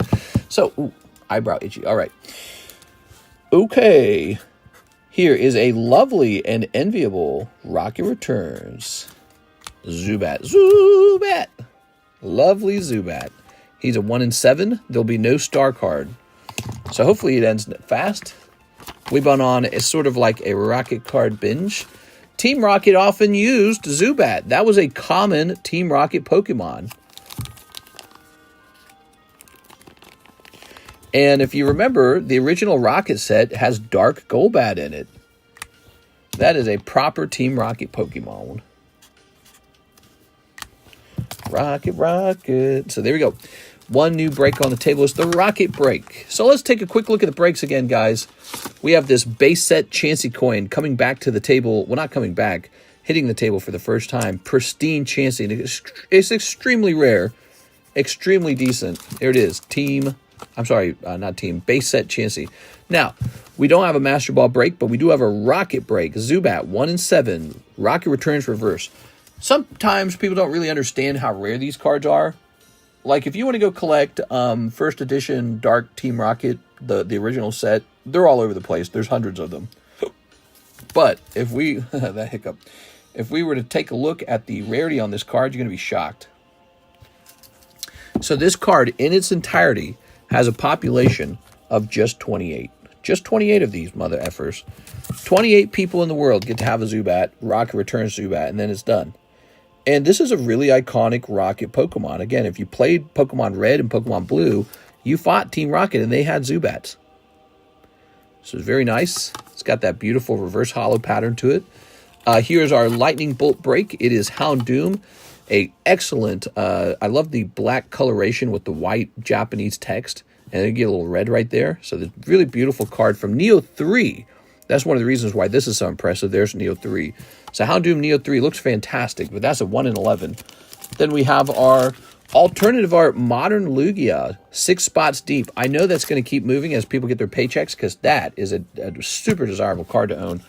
I'm stocking these up. So I'm buying a couple of these to hold for the long term because I like Lugia. Lugia is fantastic. And then for the Final Fantasy collectors, a 1 in 12 Cloud. He's rare and expensive. Cloud from Final Fantasy. I just walk up to your old lady, look her dead in the brown eye, and say, I'm pissed. In the brown eye? All right, let's see. The winking brown eye? Let's see. Yeah, he's pretty rare, too. This guy's only population 78. That's rare, you know. That's from the base set, Opus 1. He's hard to pull. We've opened box after box of base set. You just don't pull them. So you would have to know that from experience. All right, Abraham is done. We have an order. Hathim, 6 battle partners. Where are my battle partners? All right, Mr. Hathim, time to make you Poké wealthy. 1, 2, 3, 4, 5, 6. There we are. Lovely. How tall is your lady? You walk up to it? Yeah, how tall is your lady? I only date shorties. Sometimes referred to as shouties. Here we are. Okay. What other eye should I look at? Mr. Hathim. Send those orders in if you guys want to join tonight's stream. It's fun to be part of the stream. I shout your name from the rooftops. You have a chance for a big hit to come out. Earlier in the stream, if you joined now, earlier in the stream, we pulled a $500 Halo card, so that was pretty cool. And we pulled a, what was it, like a $200 Dragon Ball card. So we had some fun already, but we're looking for some more hits. We want to see the next big hit come out, like Hot Wind Arena Garchomp, alternative art. That'd be nice. All right, I think we're after, what's the best card in this set? Battle Partners. It's definitely Lily, isn't it? It's got to be Lily. Lily Clefairy. I bought one of those. You know, I got one of those grading right now. I hope it grades well. When I saw that, I said, ooh, I better get one of those for the simps. They are good. Hathim. She's 5'5". Oh, my God. That's short as hell, dude. Your children are going to come out, and they're going to be midgets. No, I'm playing with you. That is not meant to be offensive. I pulled a muscle. You pulled a muscle. The Halo set has a redemption card in a pack. Does it? Nice. Yeah, you can pull a Cortana redemption card. There's also those big fat plastic cards, which are really cool. Okay, so you're looking at all the awesome breaks. Eric Tang, hey, Mr. $10 or 10 times Hot Wind Arena. I need a new bag. Eric Tang, you got it, man. Also, if you guys didn't know this, we got some other things going on. We got the Astral Radiance box battle break. You get a whole box of that if you pull that. Chilling Rain is almost done. It's less than halfway to go. $12 a pack. Very affordable, actually. Glory of Team Rocket box battle. Travis Nova's in there. It's 1 in 8 odds. So this is for a whole box of Glory of Team Rocket. That's what this is for. So, you know, you might be interested in that if you want a whole box of that. I've secured a small amount of Team Rocket. Team Rocket, very, very expensive and just getting worse.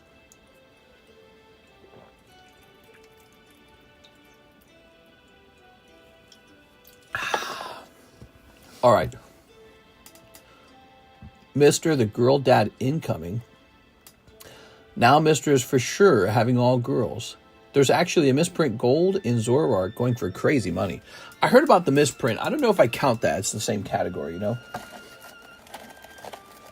But yeah, no, it counts if you can pull the misprint. Mr. It's tea time. 7, 8. That's 8. Okay. All right. Good. Ready? You're late? I'm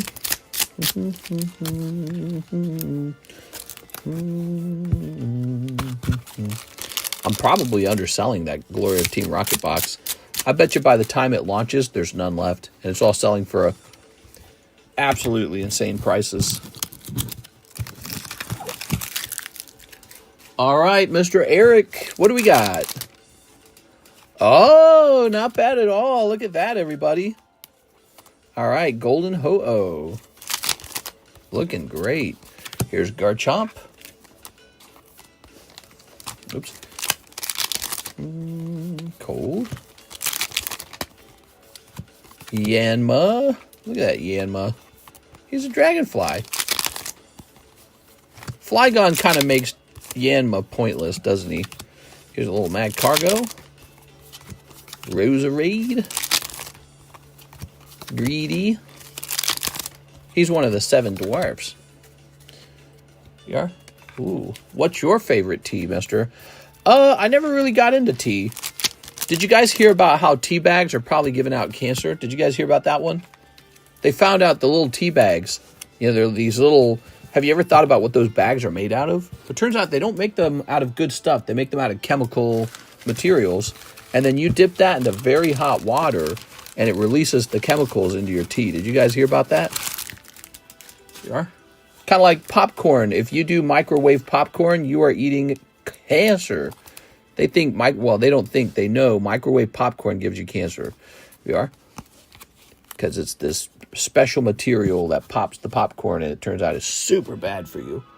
New bag, Eric Tang. Congratulations, man. Super bad. You like the brown stuff? I have one of the small metal balls for tea. Well, I think it's still healthy to drink tea, but I think you're supposed to get like, you know, like not the manufactured tea bags. You're just supposed to get like a whole tea setup and all that. Like they sell those at the mall and shit, you know what I'm saying? Type shit. I thought the heat popped the popcorn. Am I wrong? So the popcorn are in that bag, that strange bag. And the bag captures not just the kernels, but like the oil and the seasonings all in one place, right? And so as the microwave heats up the kernels, it all explodes. But there's these chemicals released from the bag that is very clearly associated with cancer. And that's been known for a long time. Even my parents knew that one. They're like, we don't do the microwave popcorn. Here's Blake Santoro, 3 shuffles. Oh yeah. Ready? Okay. Let's get it. 1, 2, 3. 1, 2, 3. That's for Mr. Blake.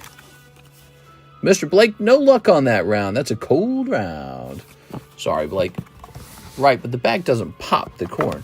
No, I'm not saying that the bag pops the corn. Heat pops the corn, but the bag itself is cancerous. Here we are. Look at this. How fascinating. You might want to grab these together, actually. Should I, what is, there's some dirt on this slab? Who the hell? Whoever sold that to me must have been like putting food on their slabs. So look at that. I did not intend for this to happen. That's so funny that happened. I got Geodude and Graveler. I might put those together as a pair. That is so random for that to occur. Hold on. Pop 12. So there's 14 Geodudes and only 12 Gravelers. You just need the Golem now. Can I get the Golem? Wait, is there a Golem for sale? Maybe I get all 3 of these for sale.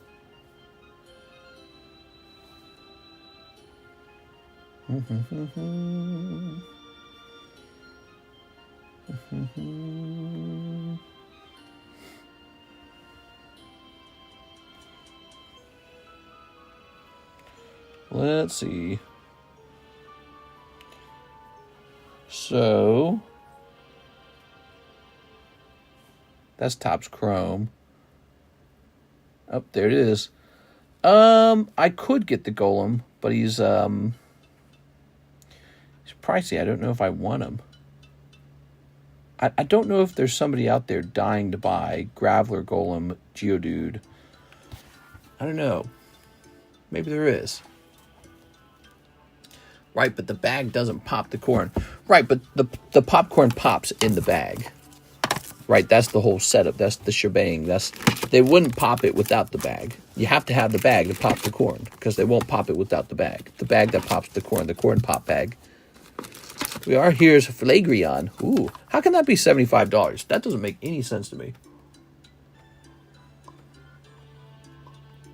To me, that looks like the wrong price. Here's Matthew T. 3 more packs of the Elite Spark and 1 more spot in the Chilling Rain Break to cool me down. Got a bag in the overflow. Sounds good. All right. You getting all heated up? It's bagception. So you're from 19 to 21. Just like that. All right. It's getting closer. Jump on in. Chilling Rain, guys. About to go off. $12 per pack. Chilling Rain. From the Sword and Shield time period with some really amazing alternative arts. Here it is. I got it right next to me, ready to go. It's all ready to go right here. Chilling Rain. Manufactured in 2021. Do you see that number up there? That's a 4-year-old box, completely out of print box. $12 a pack. That's fantastically low. One day, it will not be so low. So open it now, or forever hold your Poké opinion. Okay, so the hollow. Let's get these. You ready? 3 of these. It's bagception. That's a nice Torchic, huh? Lovely Torchic. Okay. Okay, very good.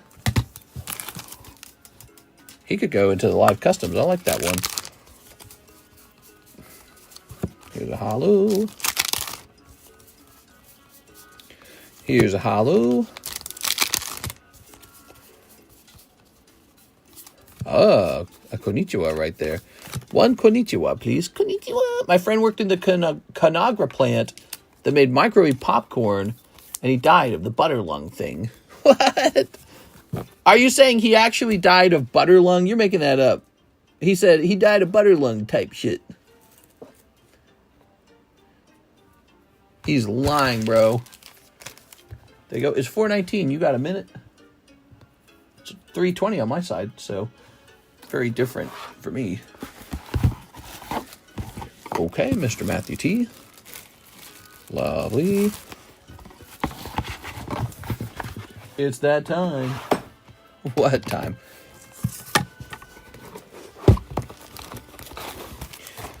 The live customs needs customs. All right. Oh.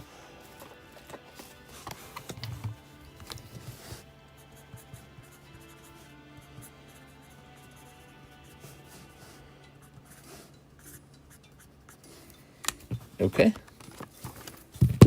The C with the little stripes. The stripes actually were supposed to be like fireworks, to tell you the truth. They were supposed to kind of look more like, you know, like they would have like dots and stuff. And they used to be a bit more wavy. They used to be kind of like this. So they used to be fireworks. I just got lazy at drawing it. But the C represents C for the chase pull. That's a half chase. That's why the bars are on one side. It's a half chase. It's an expensive card. I can't believe it's not Butterlung. Smoked about 15 minutes ago. No! Don't you know smoking's naughty for you, Brian? Brian's going to heck. Poor Brian. Pray for Brian. Here we are.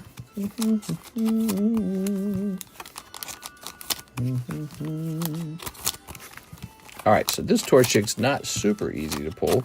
Somebody is going to miss when they're pulling this Torchic.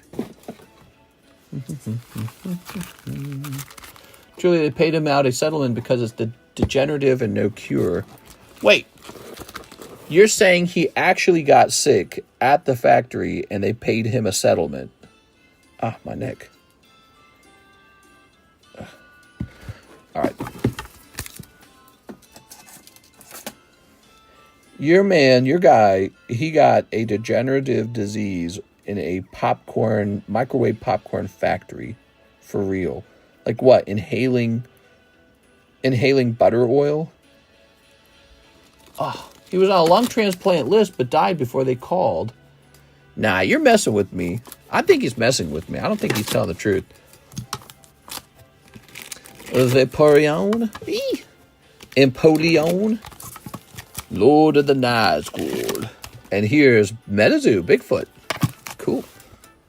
Butterlung, Mr. Butterlung. I'm looking it up. He's making this up. Butterlung.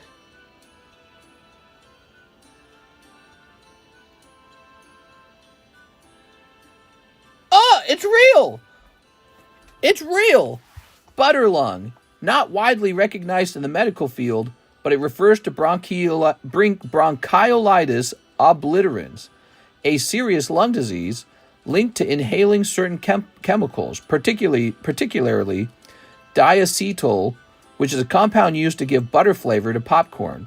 Workers that work in microwave popcorn factories were found to develop lung damage from prolonged exposure, hence the term popcorn lung. That's where we get popcorn lung from? Popcorn lung comes from the microwave popcorn industry. That's crazy. I've heard of people who vape getting popcorn lung.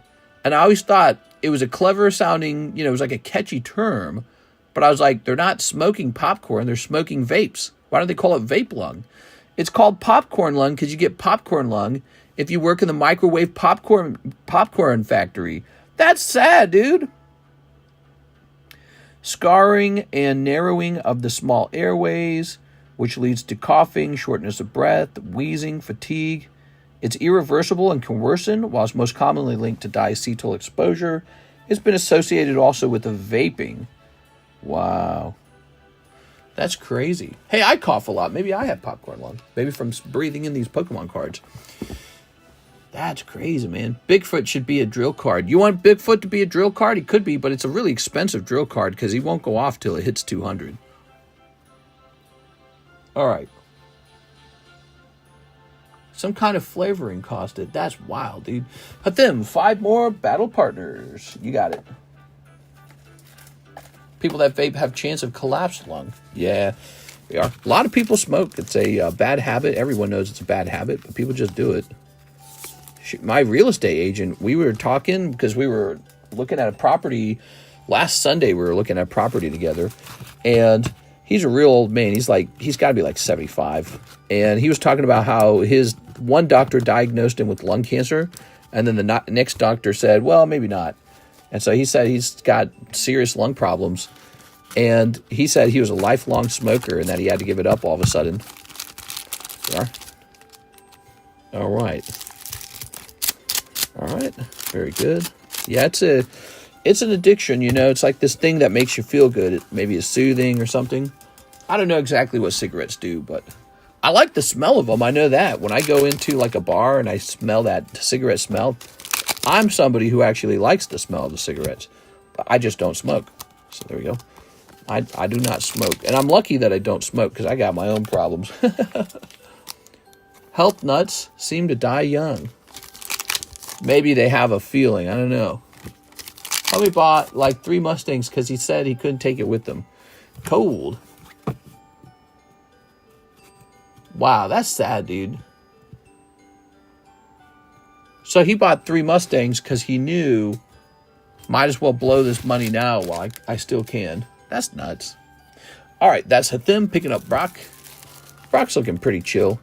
Looks like he's showing off his hips. Okay, I'm not a liar. I thought you were just making stuff up to tease me. You're like saying, yeah, you had butter lung. I'm like, butter lung? What next, syrup lung? I was behind in the live. Click Travis Nova, 40 to the slab away. Jungle Booster break. All right, Mr. Travis, $40 to his slab away. Let's head over to slab away.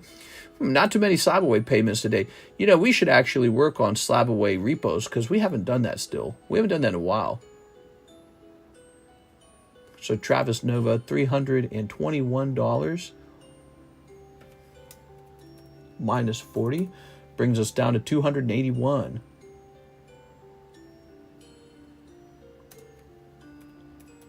Perfect. Making good progress on that. Jungle Booster Break. All right, the Jungle Booster Break. Here it is. We actually... Oh, you're in the Jungle Booster Break. You were the one who bought it. You bought another spot, huh? So he's got 2 spots in the Jungle Booster Break. 2 out of 10 are sold. The Jungle Booster Break gives you a heavy Japanese pack with the guaranteed hollow in it. And if you're lucky, you pull Snorlax, but there's also Flareon, Jolteon, and Vaporeon. Scyther's in that set. Good stuff. Since you mentioned syrup, you got to watch Sticky, the Great Canadian Maple Syrup Heist. I heard about an actual pretty serious syrup heist in the past. I don't like 10 years ago. That's a real thing. The syrup's so valuable that you can actually steal it. Kind of like Pokemon cards. All right. So let's get this Froakie into our Poké Shuffle now. It's 60, so it's going to be 12. Okay, 12 deep. This music is kind of making me want to cut my ears out.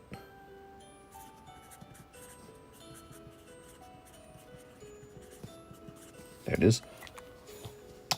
I'm almost positive I have poopy lung. He could barely walk across the room. Oh my god, dude, that's terrible. Okay. That's terrible. Yeah, I wonder how the owner of the business ever feels about that. I wonder if he ever feels bad about it, or if he's just like, you're just a slave in my slave factory.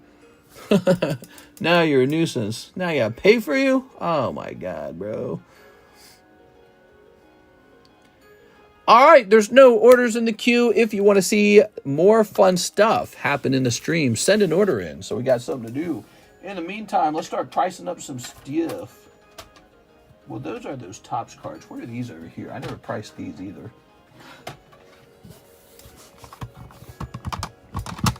Are these all tops? Actually, they are. They all graded sub 10 because the guy who did my order is an asshole. He must have found some little thing he didn't like on every one of these. Not even close. He gave these 7s. I don't know, dude. 7s and 8s, not even 9s. It's just so harsh. You know, like you can make a little bit of money on a 9. You can't make anything on a 7 or an 8. 7 or an 8, you're just getting your money back on the cost of the grading. You've lost all the money. Okay, so that stack is done. So the only thing left from that PSA submission is basically these PSA slabs that should be resubmitted to a company like CGC. And actually, here's a nice little, this cute little Psyduck can be another first-time order giveaway. So if you're placing your first-time order in our stream, let me know. And as long as the order is minimum 20 bucks, I'll get you this free slab. We do that as a gift for new guys. We're always looking for new guys. There it is. So give it a try. Head over to the description of the live stream to check out how to order cards. It's very easy. You quite literally just send me money through like PayPal. But you don't have to use PayPal. There's other options too. There's like Venmo, there's ZELLE, there's CASHAPP. You might have heard of those before. What is this guy doing? Oh, he's prepared to be given away. You can have this guy instead if you're a first-time buyer who likes One Piece.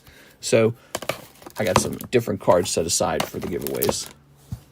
That area makes tons of snack foods, chips, popcorn, veggie straws, most of the vending machines. Chip days smell like corn chips. I just totally scored. Here we are. Why is everyone talking about having sex? Here's Instagibus. Aha.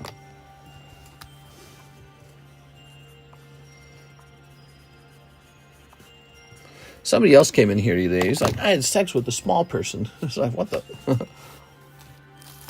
Whole town smelling like dirty socks.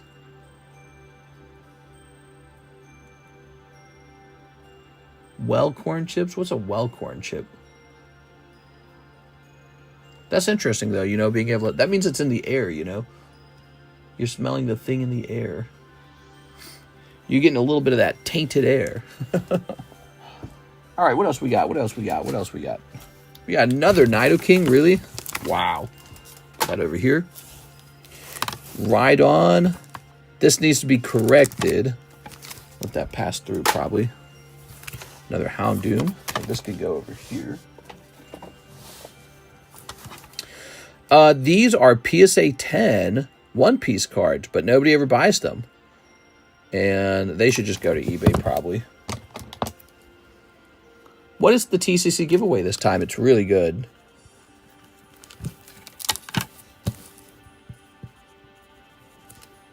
Okay.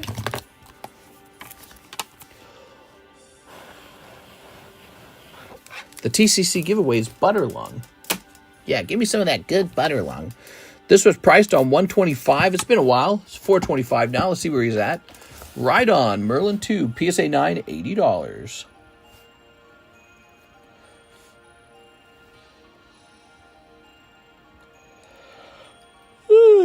Right on, Merlin.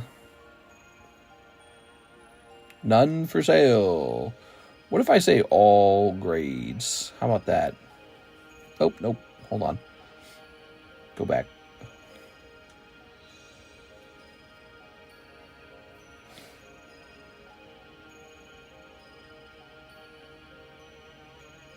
Well, that didn't help. Let's try this. Let's look up Merlin 2 Pokemon. So PSA 9, Merlin 2 Pokemon. We're like working really hard on the price of this item. All right, so here we are. So I'm taking a look. Excuse me. So from what I'm seeing, I'm definitely being given the impression that he should be, based on the average price of some of these, he could easily be a $60 card. Well, no, they do get more expensive, actually. All right, so I was looking at the cheapest ones. So let me look at the cheapest ones again.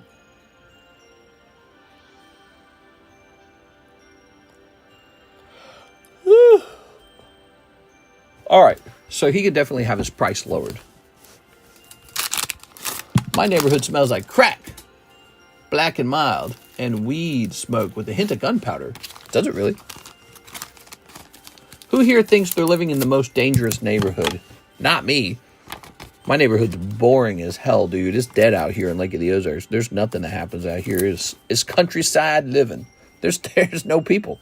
I got an old person who lives to my left, an old person who lives to my right, and an old person who lives across the street from me. There's nothing out here. It is slow.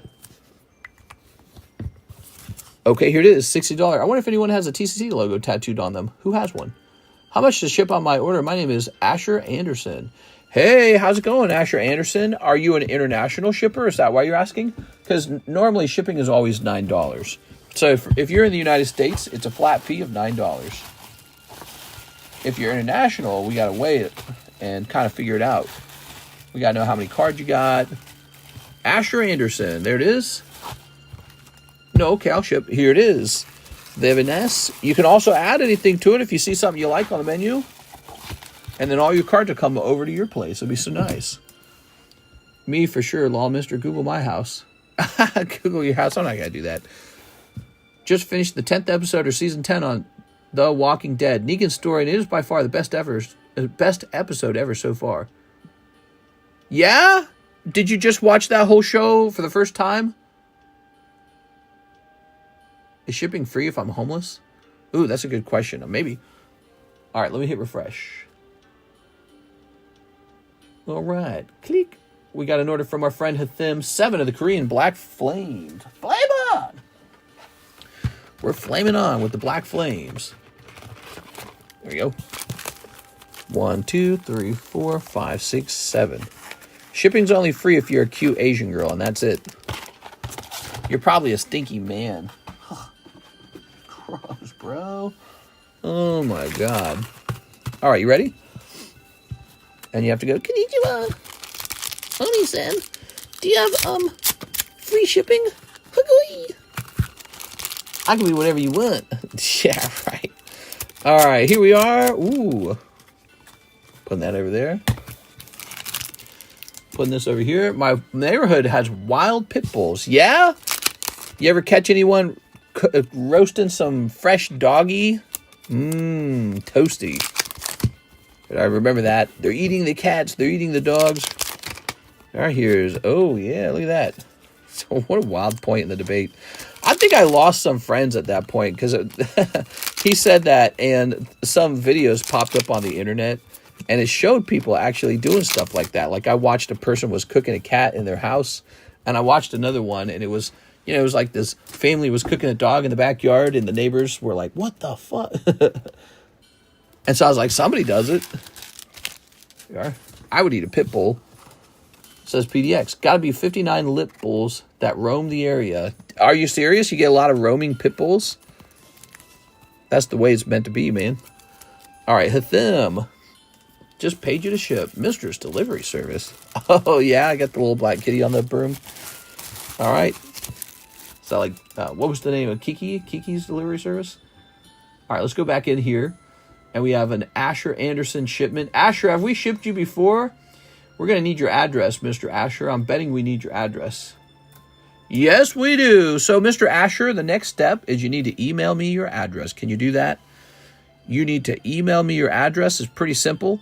Just head right over to the top of the description. You'll see that my email is TheCardconomist@gmail.com. So, but you can see that at the top of the description in case you need to look it up to see how that's spelled. But it's TheCardconomist@gmail.com. Pretty straightforward. And if you can send me your address there, we'll get you a label. Have you ever thought about bringing in Formula 1 packs? My wife would probably like that. She likes cars, actually. She likes vehicles. And I bet she'd find that really cool. But there's a lot of packs to add to the menu. Would you buy Formula 1 packs, guys? What do you think? Who here would be excited for Formula 1 packs? I really ought to work on my sports cards more. I don't work on them very often. All right. So that's Asher, and he needs to get me his address. And now we've got an order from Hathim. 5 more. Black Flame. Flame on! Is shipping free if I'm over 70 years old? 1, 2, 3, 4, 5. If you're over 70, you get free shipping and a lollipop for being so good. I hate looking at that coughing. Are you guys tired of looking at that coughing as much as I am?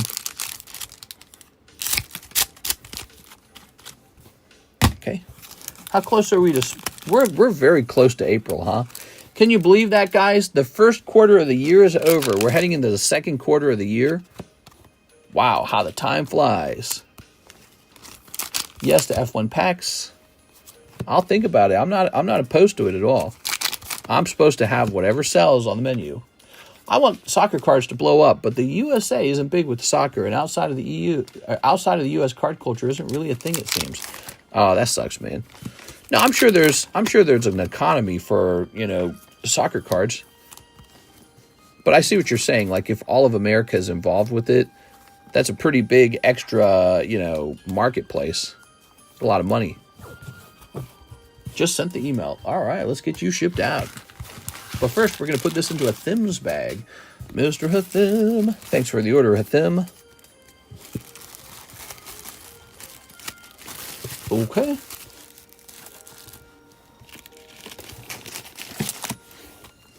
Here's a nice TCC Rayquaza VMAX. Here's a fun fact. Back when this was encapsulated, this was probably worth about $200 and nothing else. TCC 10. It got a TCC 10. It was a pre-order back in 2022. Crazy. All the way back then, huh? Okay. So, let's go get that email, shall we?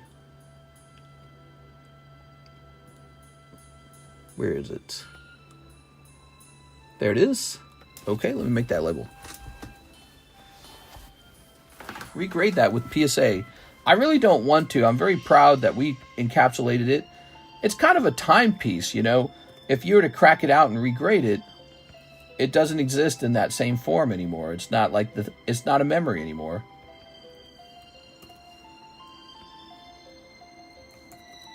All right.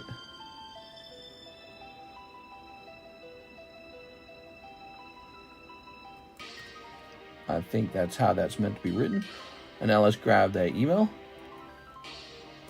We got your email, very nice. And you got a little bag, and now we hit print. It's going to update the address. And print. Did it work? Oh, it totally worked. How nice. All right. Whew.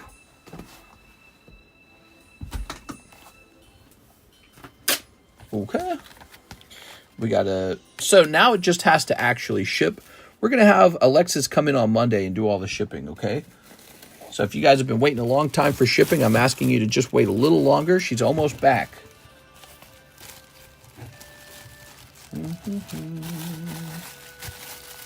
Do you accept UAW benefits discount card? UAW. I don't even know what that means. Let me look it up.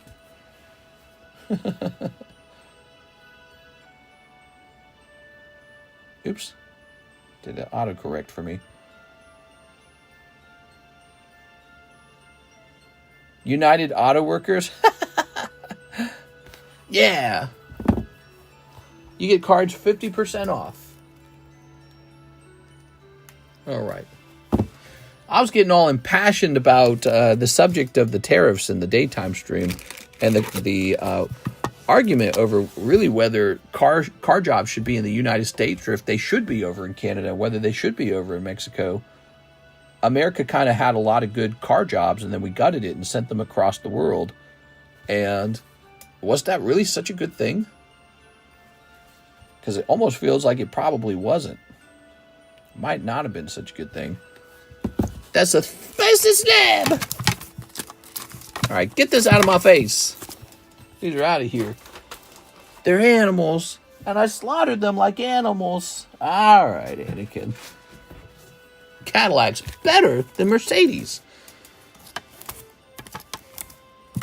Oh my God, those look good, man. This card's already got a price tag on it. $340 for Pop 3, Pokemon the Movie 2000s, and Pokemon Wonderland. Chevy's better than BMW. Mercedes-Benz, is that a German card? So look at this lantern, huh? He needs a first-time price. Let's move these over here for a moment. That Bigfoot is killing me. What Bigfoot? Where? Look at that clay doll from the EXD Oxys collection. Let's make sure that that's priced correctly. Porsche's just different.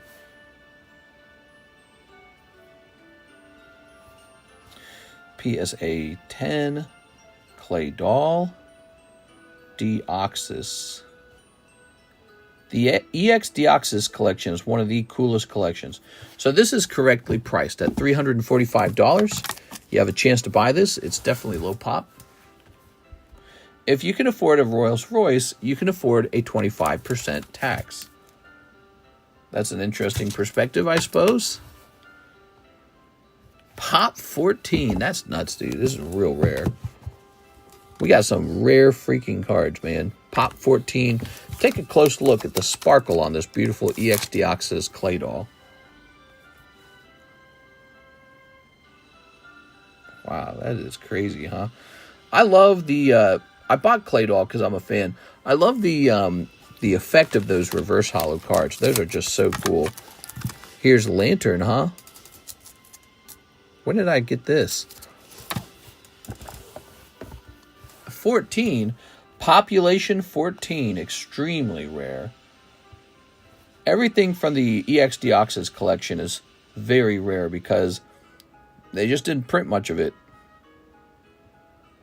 So this is Unseen Lantern. All right, all right, all right.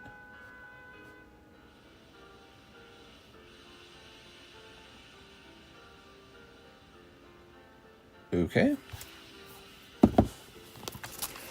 Lanterns in a sleeve. Yeah, because Elon sucks Trump's pee-pee. Let's see. Metaphorically speaking. You think Trump put the tax in place just to help Elon Musk? I think I read somewhere that Elon Musk is one of the people who sort of does better with the tariffs. So he actually is not hurt as much as the other car companies. We are. You know what that means, though? That means Elon Musk employs a lot of Americans. He creates American jobs. So that's very interesting.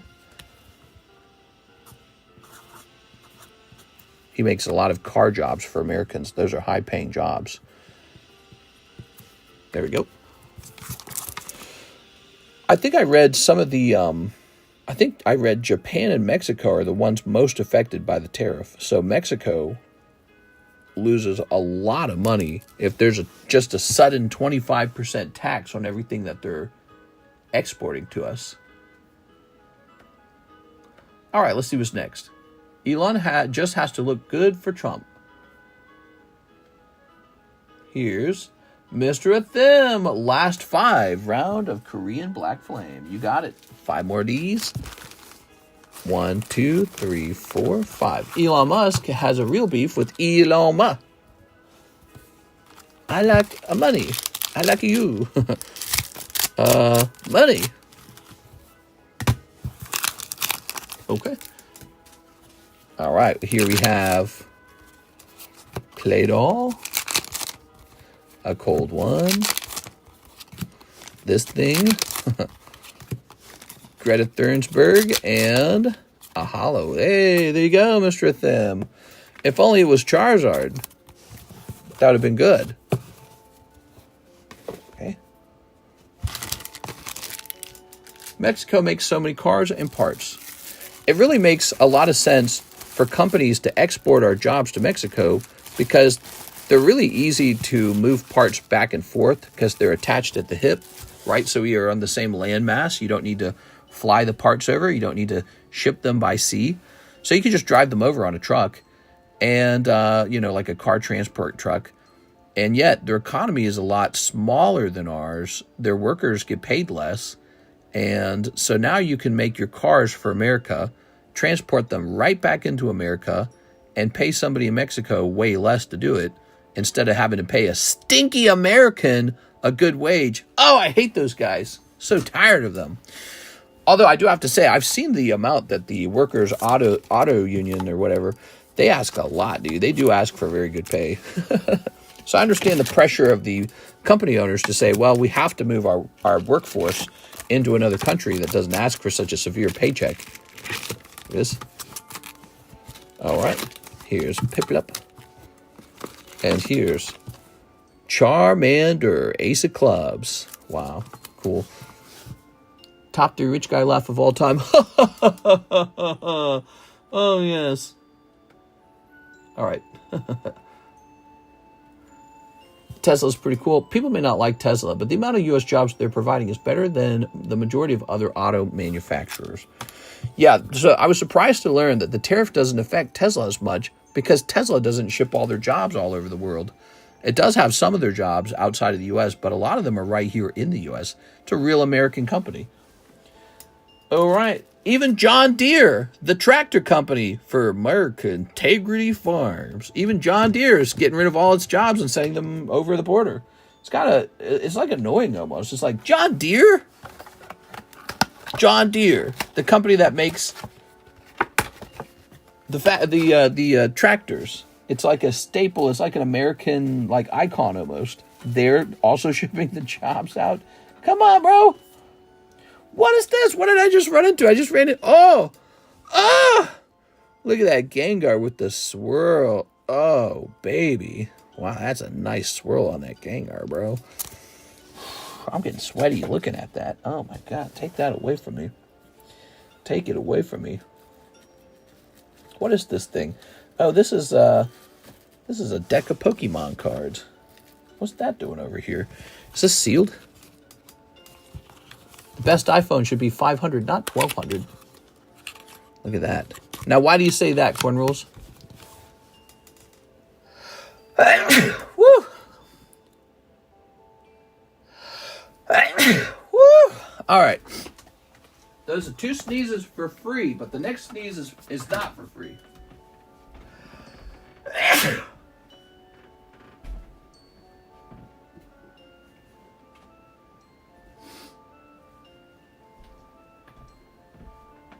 Oh my God, dude.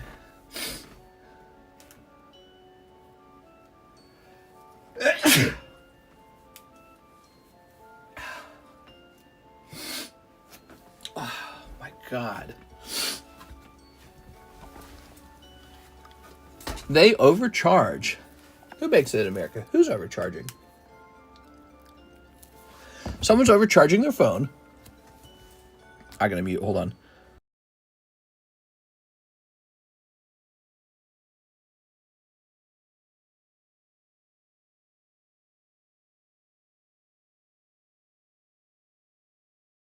Why are you guys always making me sneeze like that, huh? Why are you guys always doing that, huh?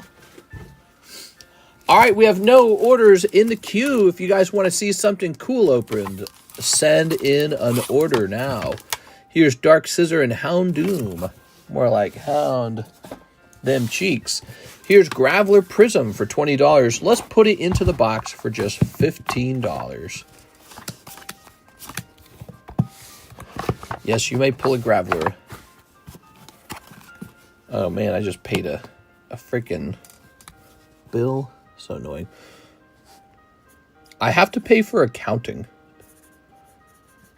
And they charge a lot of money. It's like not cheap. And it makes me sad because it doesn't feel like it's worth as much as they're charging. Like, how can you make a profit if you have to pay that much? It's funny because the people who do your finances, they know exactly how much you make. So they're able to say, like, you have to pay us. We know you're making money. Oh, that's nice. But this is the regular, see, that's the regular version. This is the SSP version, huh?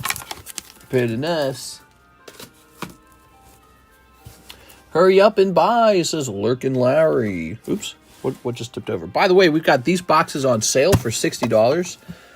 I just got an order of these in from a guy who I bought from in October. I bought these in October. I don't know if it was exactly October, but I bought it a long time ago. And he only just now fulfilled the order. He held them this whole time, and he just fulfilled it. And so now I'm just trying to liquidate these as fast as possible at the lowest price possible, $60. I just got to get my money back out. That's Union Arena, and this is a very good price. $60. Give it a try. Even if you don't know what it is, give it a try. I have punch in 5 minutes. You got to get punched in 5 minutes? Dang, I wouldn't like to get punched in 5 minutes.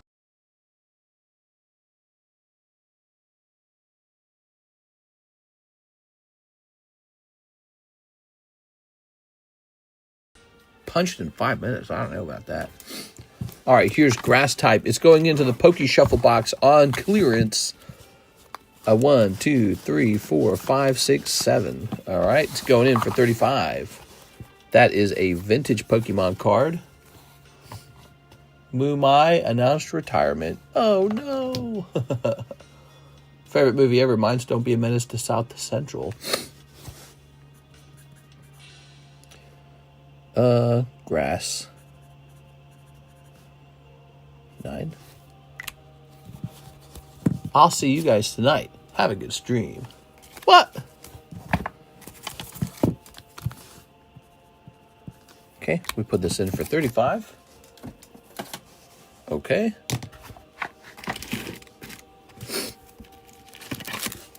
My nose is all sniffly. And my toes are all sniffly. And my bones are all sniffly. $32 a spot for the Jungle Pack break. Here's a Laleep. Teddy Gersa. Good night, all. I'm also out. Oh, yeah? You can't talk to us that way.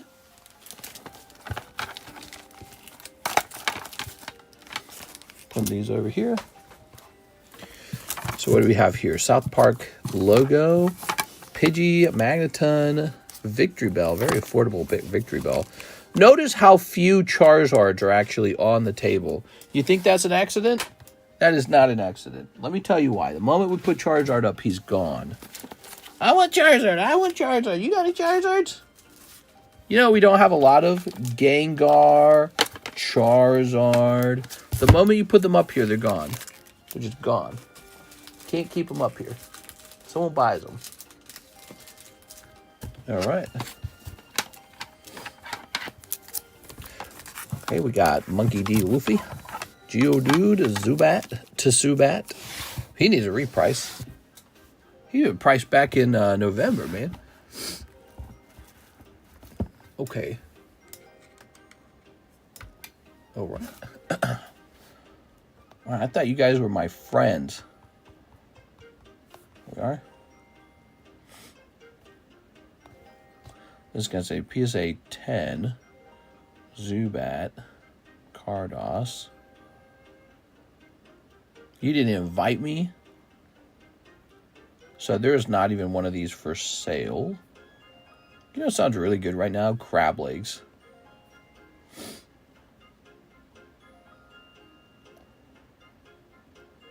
Okay. Yeah, Zubat's Zubat.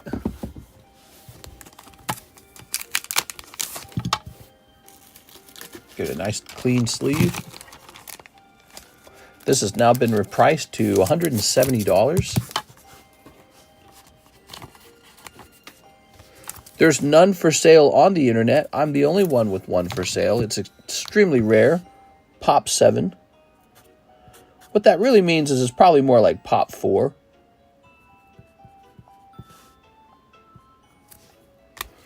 All right. Good.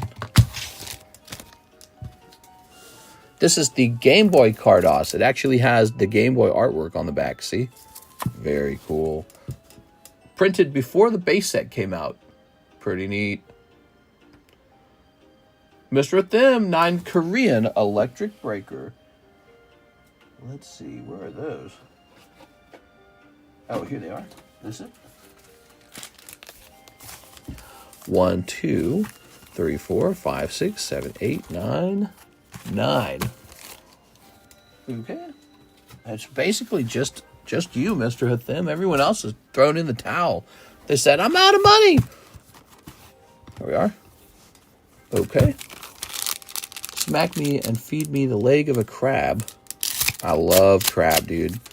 Crab and lobster. Ugh. I have expensive tastes, guys. There we are. I can't go back to Walmart ramen. Dude, you guys had that Maruchan ramen recently? It's so bad. So horrible, man. How did I ever eat that as a kid? Ooh. Okay. High Dragon.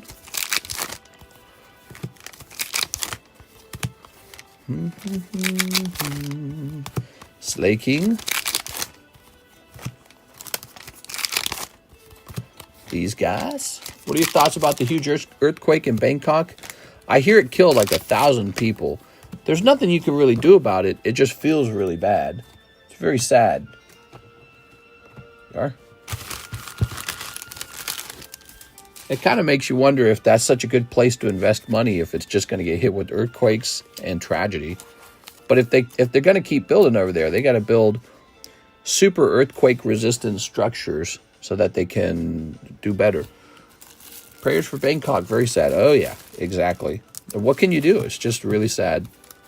I use this term a lot, the indifference of nature. It's this thought I had when I was younger about how nature will just eat you and not care. And that's all part of it. The natural disasters have no feelings at all. They just occur and they wipe your whole life out. It's really sad. And this is why humans kind of have to think around those ideas. Because you might, as a human, as a stinky human, you might have like a lot of moralistic ideas about, oh, this is good, this is bad, this is how things should be. And then nature just kind of wipes all those, notions away. It's like, forget about it. No matter what you think is good or bad, it's irrelevant. We're going to come in with the earthquake and kill everybody. It's like, oh my God, dude. So what humans always need is solutions. We need solutions, we need plans, we need strategies, and we need to be realistic. Hey, here's a Nathan order. Nathan Gordon order. Where's the safest place to live? Not crime-wise, but natural disaster-wise. Well, you can probably ask ChatGPT which parts of like America get hit with the very fewest, the very least number of natural disasters. And then it'll tell you something like Montana or I don't know. Slabaway, Venusaur, Japanese, PSA 9. Okay, entering into Slabaway. That's a good one. So Venusaur is good. All right.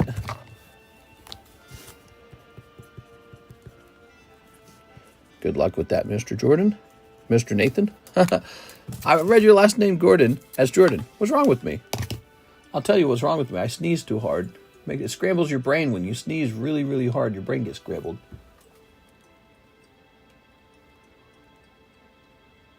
All right, but actually, I'm really sleepy. I'm like really, really sleepy right now. So this is going to say April, Nathan. I go to sleep directly after the stream, really early now. I used to stay up till like 8 a.m. in the morning. I don't do that anymore. All right, and you sent 40, so this should be at 180. Yeah, what I used to do is after the stream ended, I would have like 3 more hours of being awake. Now I basically just go right to bed, and so my body feels like this is bedtime. It feels tired, man. It feels real tired. But he just sent in a Slabaway order, so we should probably take a look around and see if we can do a Slabaway repo. We haven't done a Slabaway repo in I feel like 2 months. We need to start working on those repos and look for guys who have abandoned their slabs. 5 more Korean Electric. People abandon those slabs for some reason, but not super often, but sometimes they do. Car washing is illegal in California? Car washing is illegal, huh? Is it because of all the soap that goes into the water, or is it all the wasted water? I could imagine car washing being illegal in places where, there's not enough water. Water management is a problem, so that could make sense. There's a video of a skyscraper falling down in the earthquake. It honestly looks like skyscraper could have fell from just running up and down the stairs. Well, that skyscraper was in the middle of being built, wasn't it? I think I saw that one. I can honestly say you are overworking yourself. It's a gift and a curse. It looks like that skyscraper. Oh, yeah, making a change on it. Yeah, I do work a lot. I agree. I don't have any kids yet. I don't have kids yet. You are? You know what's crazy about trying to make kids? You only get 12 chances to do that in a whole year. 12 chances.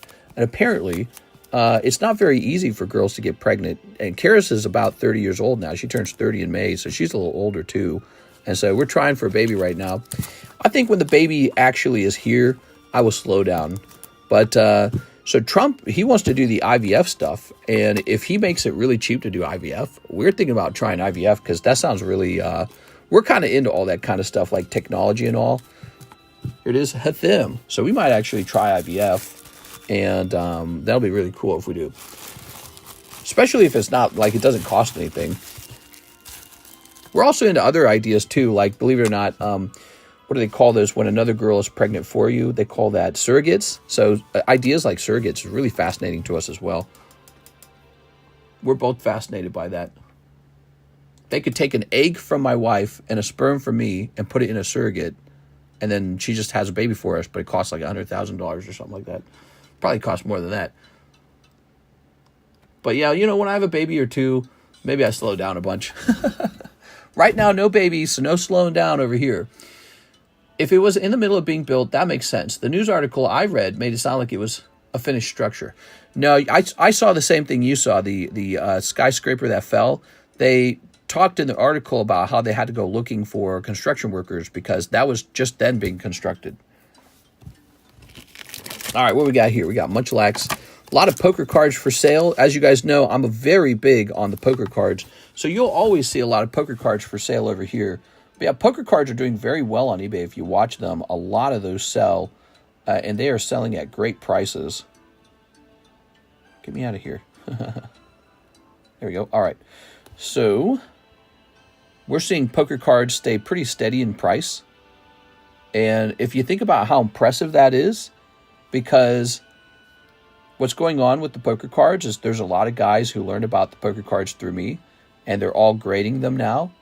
And as they grade them, the population rises, and they're all trying to sell them too for a flip. And so there's all these poker cards being graded, and the population's blowing up. And despite this, the prices are not falling. And in some of the cards, they're actually going up. So that's a very, in my opinion, that is a very bearish sign for the poker cards. Because what that means is eventually when the poker decks dry up, there's no more poker decks. They're all purchased and locked up, or they've all been opened. When that's done, these cards should get much more expensive at that point.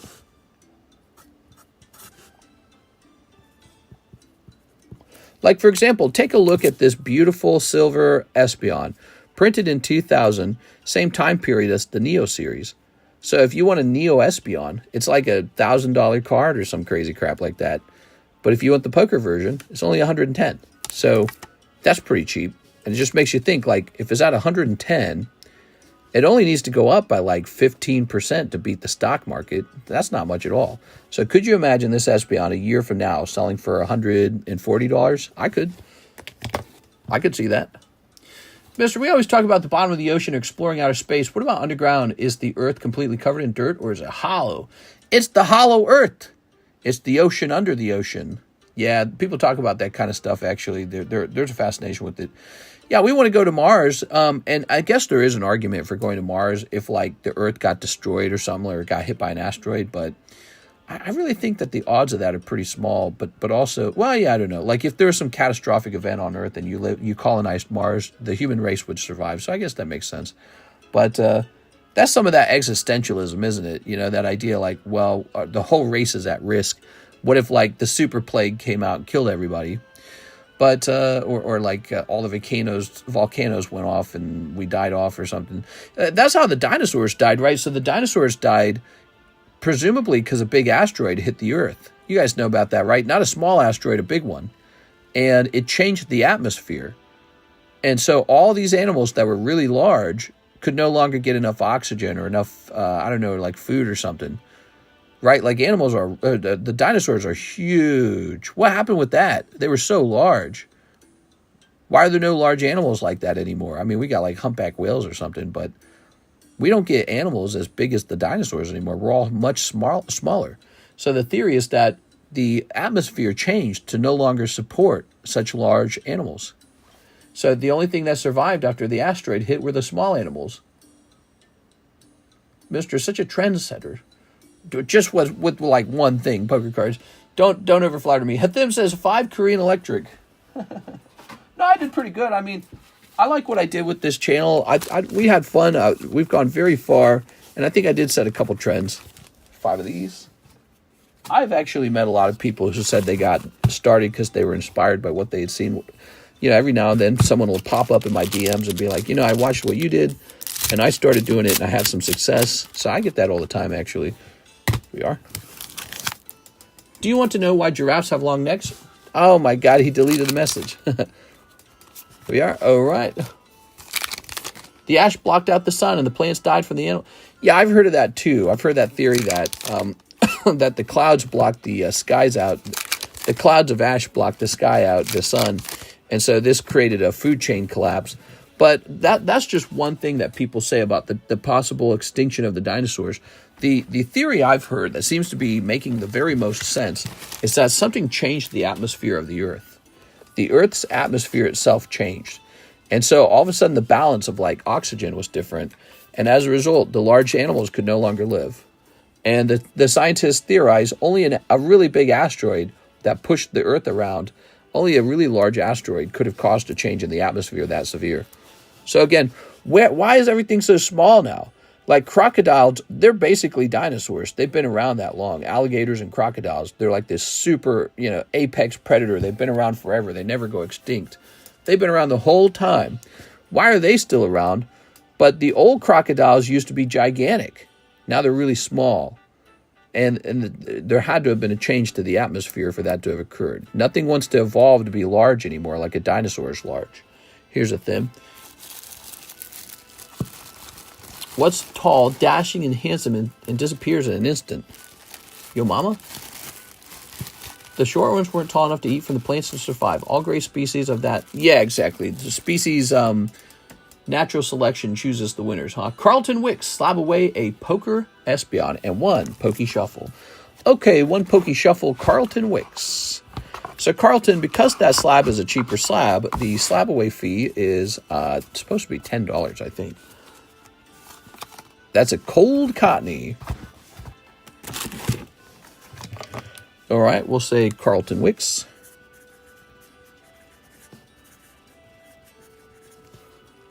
There was a lot of thick smoke and ash in the air, so that was a lack. There was a lack of oxygen.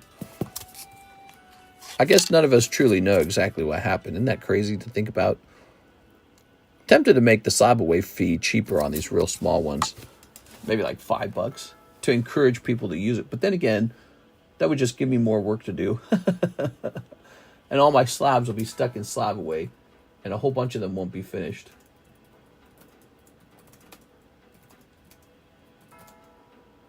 Okay, 110. And you sent 40 for the slab. So 110 minus 30 would be $80 remaining. That is $80 remains. Carlton Wicks. We should make a copy replica of DNA into living dinosaurs on an island. Yeah, that's cool. I like that idea. What could go wrong? Let's do it on an island like Hawaii. Hathim, last of 5, Korean of the night. All right, you got it, Mr. Hathim. 1, 2, 3, 4, 5. The alligators survived because they learned how to freeze their body underwater during the Ice Age. Truly remarkable creatures.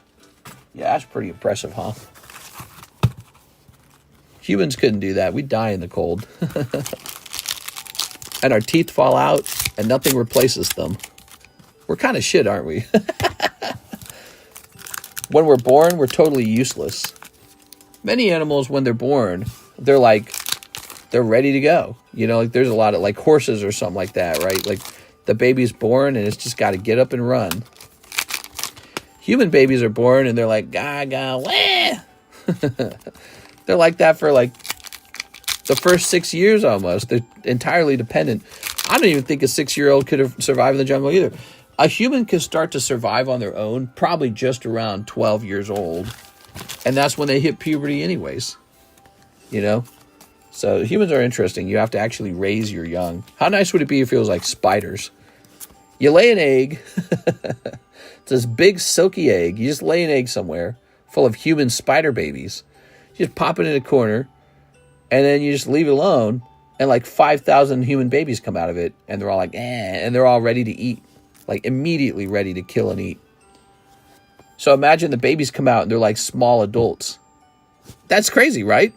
But that's exactly how spiders do it. Then there's like flies. Ew, could you imagine if humans came out like flies? Could you imagine your mom and your dad poop you out and you're like a maggot?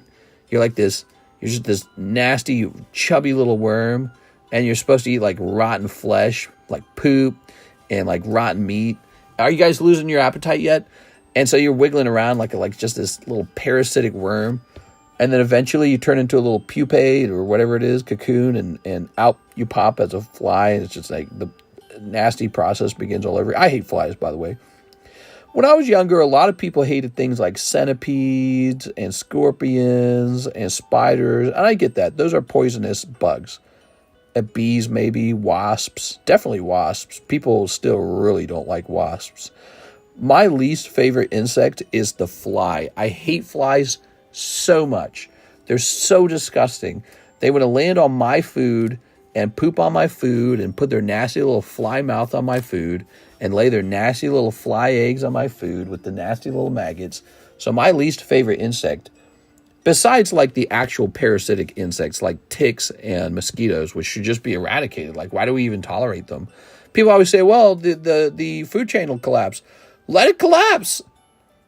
New animals will come out.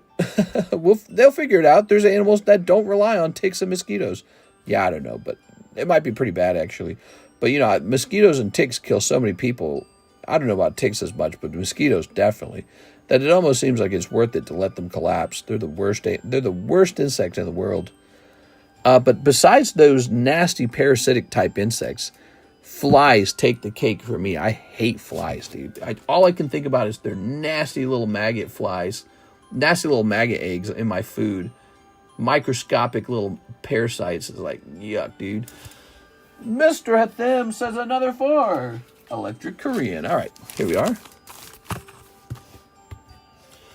I guess there's over 10,000 dead now. In Myanmar, it was 1,000 like an hour ago. Pre-digestive vomit. Mine are cockroaches. Cockroaches just don't die. They actually survive a nuclear war. Well, that's in theory. I don't know if that would necessarily be 100% true, but yeah, cockroaches, they're pretty gross. They're like a sign of... No, they're gross in a similar way that flies are. That's cold. That's the end of the box, so you must have known how many packs were in there. So somebody must have pulled the hit out of the box early. I'm sorry, Mr. Thim. Yeah, cockroaches can be pretty gross. You know what I think makes the cockroaches grosser? The fact that girls get so grossed out by them. So it's like if you're around a girl and she absolutely screams because of the cockroach, it kind of makes the cockroach seem like more of like a troublemaker or like a disease. But they're pretty gross, aren't they? They're scuttling around. Karis, she hates the centipedes. She goes nuts over centipedes. You know, like the house centipedes with the million legs? She hates those so much. And then we get brown recluses out the wazoo. We get a ton of brown recluses in this house. They're all over the place. So we get the brown recluses, and they're a nuisance. They show up on the walls, and you have to like get rid of them. You have to kill them.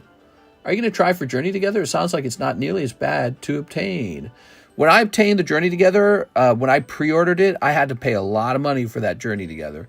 And we are waiting for the Journey Together to arrive. I believe we have 4 cases on the way. Not a remarkable amount. But hopefully I'm able to sell it at a decent price. If prices have fallen at this point, that means not only are we getting it late, but also I overpaid for it. So we'll find out about that. Hopefully it does well. But it's looking like Journey Together arrives on Monday for us. Sucks.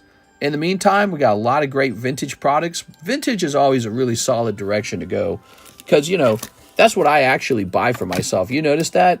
When's the last time you noticed me putting together my Journey Together collection or my Paldea Evolved collection? Or I don't work on any of those things. I just buy vintage. That's about it. And especially out of print sets. So like, am I buying Lugia? Yeah, I'm buying that Lugia. That Lugia is out of print. So I actually am buying that. And I'd think the same way if I were you guys too. We got all these lovely, real lovely cards here. Out of print, vintage, super vintage. So this is great stuff. Modern's a lot of fun, though, so we'll have those in as soon as possible. By the way, if you like Modern, we have this Glory of Team Rocket box battle with poor Travis Nova in there by himself. You guys probably think you got plenty of time before Glory of Team Rocket comes out. But you know, if it comes out and the price raises, this will be 1 out of 9, 1 out of 10. You won't like it if it goes up. Just my thoughts on that subject. Here's Nathan Gordon, 5 Japanese, 151. I like opening Japanese 151. Where is it? Japanese 151. Where is it? I suspect we need a fresh round of those. So let me go get those. That's because there's ARs and booster boxes. Pull rate sounds much better with Journey Together, easier on the mind. Yeah, you know, Pokemon can combat all the scalping by just raising the pull rate. All right. That was the problem with Prismatic, was the atrocious pull rate.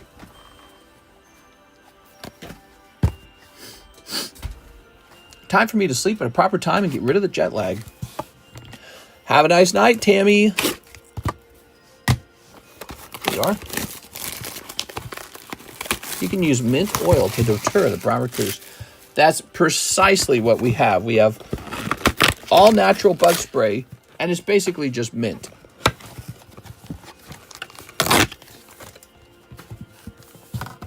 Okay, you ready? Appreciate this order, Mr. Nathan. We're having a bit of a slow last hour or so. So it's nice to have something opening. Mr. Athim, you too. Thank you, guys.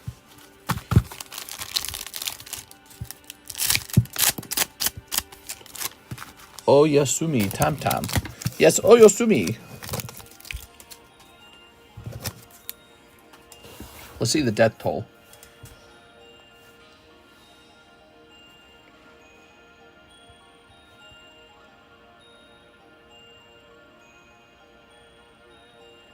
Yeah, it doesn't say 10,000. It just says 1,000. That's really bad, though. I think he meant 1,000. Okay, we're starting out with Mew. You know what I like about the Japanese set? Besides the fact that it contains the Master Balls, it also contains the Mewtwo. It's not a promo in this set. The Mewtwo is actually in the actual booster packs. And the Master Ball cards, but also the alternative art. Oh, there we go. Almost Omanite. Beautiful. But the alternative art Mew is in here too, which gives you another very serious... Oh, wow, look at that. Golden Mew. Gives you a very serious card to pursue. And here's my choke. Very nice. That's Nathan Gordon. I have a rare out-of-stock palette of Rebel Clash. I'll gladly trade you for your Crystal Charizard. You know, that's actually... I know that's a joke, right? But that's the kind of trade I'm looking for sometimes, okay? So I might have a really nice card, like I got that Nidoking, and it's a PSA 10, and I'm selling it for 6,000. And if you got a bunch of junky old booster boxes that add up to 6,000, trade them to me, because I can get rid of those in little pieces, and you can enjoy having a gigantic chase card. The news video says 10,000. Oh, wow, that's crazy. Maybe the news hasn't updated on my side then. Maybe I'm looking at the wrong places. Okay, so let's see what this is. Click and refresh. Thomas Young, Hololive Summer. Hololive Summer. That's really not the same as Hololive Spark. So where do I keep Hololive Summer then?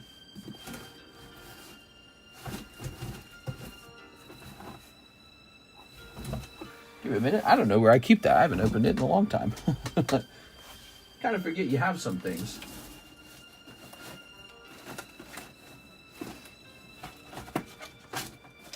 I have this tile cutter I'm supposed to use.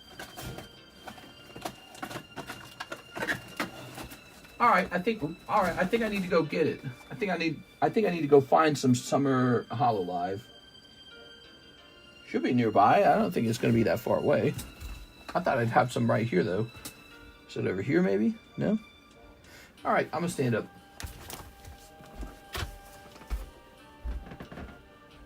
Hololive Summer, huh?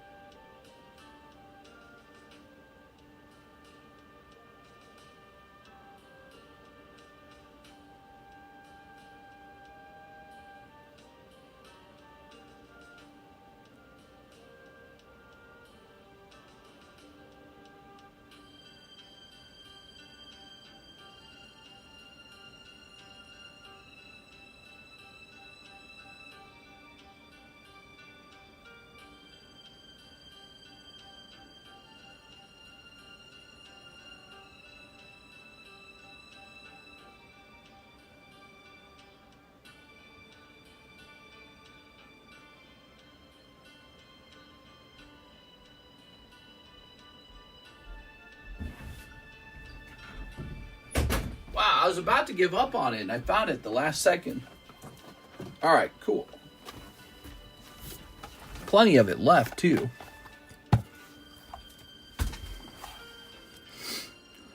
I don't think anyone knows who many were washed out to sea. So Hololive, how many packs do you order? 2 of them? I think it's 2 of them, right? There's no way this is $16 a piece.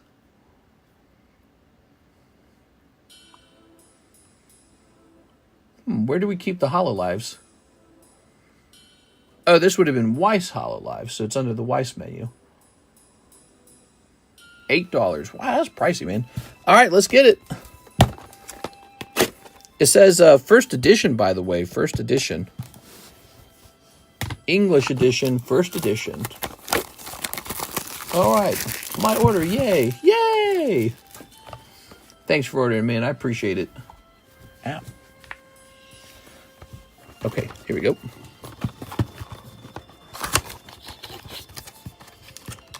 Okay. So we grab 2 of these, like that. And now we got an open box. Let's go ahead and snip this.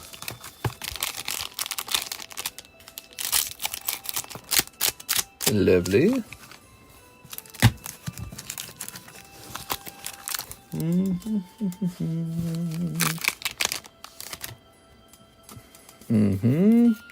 Pack number 1 has this girl in it. Lovely. And pack number 2. Look at these stomachs, man. They're all like super flat, small little stomachs. I feel like it says something like, you better be skinny. No fat bitches. All right. Not a single one of these girls is out of shape. They're all thin. There you go. How much for the Hot Wind Arena promo pack? You know, I never put a price tag on them. I could probably do that if you want. Yeah, I meant to order 2. Perfect. Arturo says, 1 Gooner Shuffle. Let me know the results. 1 Gooner Shuffle. I'm at work. No! Poor Arturo. All right. 1, 2, 3. Flipping it around. Boom. Ah, it's a cold one. Somebody let Mr. Athim know that it was cold. 1 cold Gooner Shuffle. LMAO, no fatties. Yeah, well, I mean, literally, right? David Morey's 15 Disney pokers and 1 copper coin. Okay. So, David's taking one of these copper coins home. You can too. I think they're... How much are they? They're $4. So, a copper coin, a minted copper coin is $4 for a coin. It's made out of pure copper. Copper actually has some value. It's kind of interesting. So, that's a chunk of copper there. And it's just got a nice fun mint. Kind of like buying a $4 penny. It's a big penny. And it's got this cool little artwork on it. It's fun to flip. It's heavy in your hand. Feels good. So we offer those just as a fun thing. The Disney pokers are on clearance. I got a ton of these Disney cards, and I'm just trying to get rid of them. Because I'm going to, once they're gone, they're gone. So this is last time to grab them. PSA 100% does grade these. I think they're pretty interesting. 3, 4, 5, 6, 7, 8, 9, 10, 11, 12, 13, 14, 15. So there you have it. 15 of those. Let's take a quick look at which ones you pulled. All right. Oh, Nemo. Sleeping Beauty. That girl. Lilo and Stitch. Elsa's in here. So Elsa's a card. Rapunzel. And Tiana. There you have it. So there's a lot of great cards. I think the best card is that Mickey Mouse card. All right. Thank you, Mr. Lou. Really appreciate you being here and opening some cards with us. Okay. All right. Mr. David. Let's grab this. Haha. Ooh. No fatties, says Arturo. What? So we got to toss this in with it. With it. You got to say with it sometimes because that's what makes you cool. We'll put this energy card in the middle so that it doesn't leave an impression on the card it's resting against. Okay, lovely. Well, you're not with it, fam? These guys aren't even with it. When does she get a card? Tortoise, huh? Here's Mr. Eddie Mendoza, 2 Waifu Shuffles. You got it, Mr. Eddie Mendoza.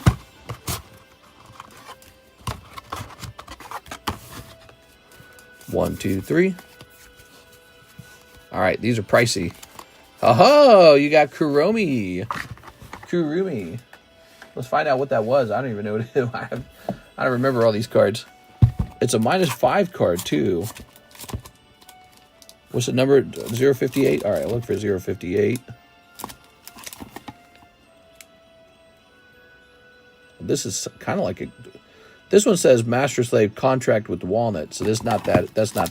2 cards have the same number. They got different titles. What's this? Oh, that's Inugami. Oh, I didn't find it. Number 58, Kurumi 10. Okay, let's look again.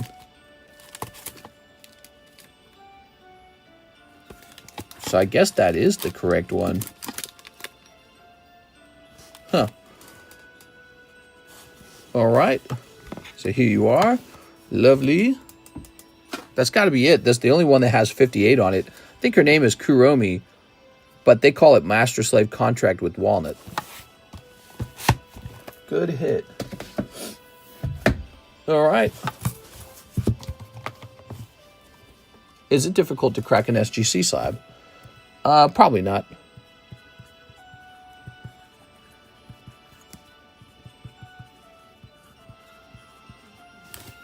All right. Good. So it's got to be this one. It's the only one that says 58, and it's also a gem in 10. Nice, dude. Oh, and it said minus something on it. -5, right? So that affects this card here. This ticks down to 120.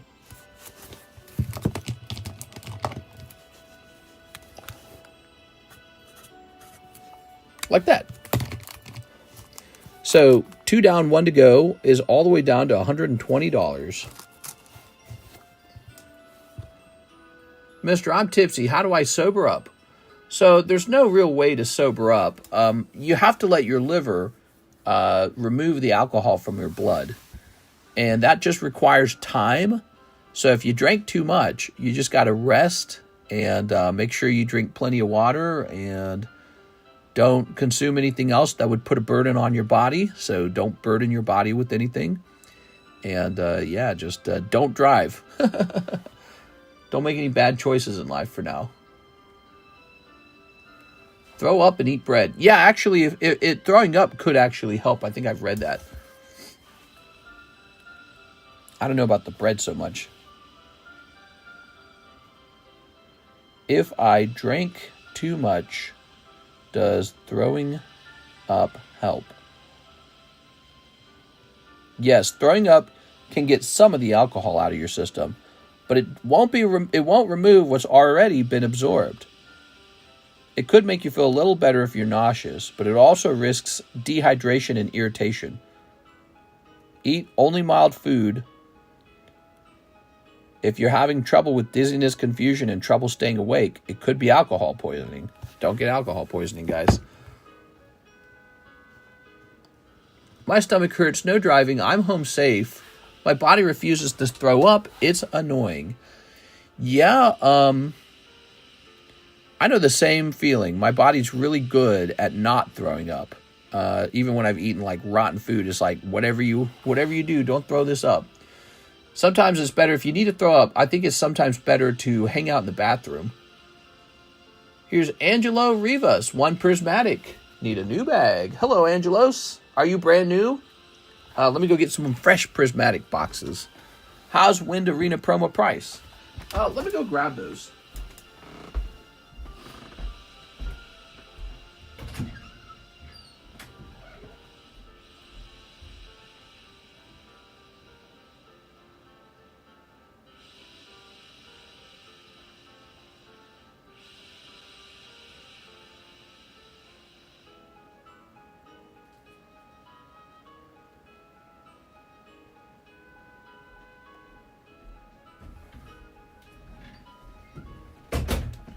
Okay.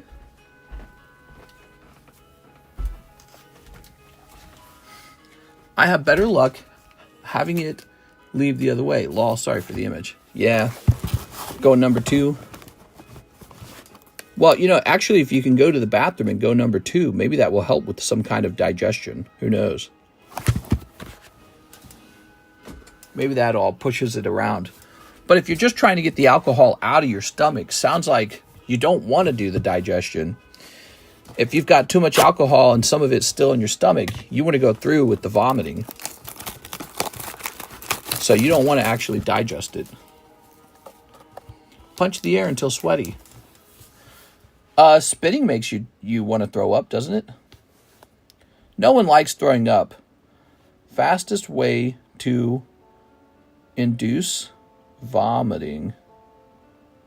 Oops, committing. All right, you ready? Gag reflex stimulation. Place a clean finger at the back of your throat can trigger your gag reflex. Drink warm salt water. I would be careful about drinking salt water. For that one, I think you actually have to drink a lot of salt water. And the reason that they do that is because it will trigger the vomiting. And so the salt technically comes back out, but don't salt poison yourself either. Oh, right here, spinning in circles. Motion sickness can sometimes push nausea over the edge. There you go, spinning in circles. Sounds awful. Yeah. Sorry to hear that, man. Sometimes in life you got to throw up. And so if you got to do it, just get it done, you know?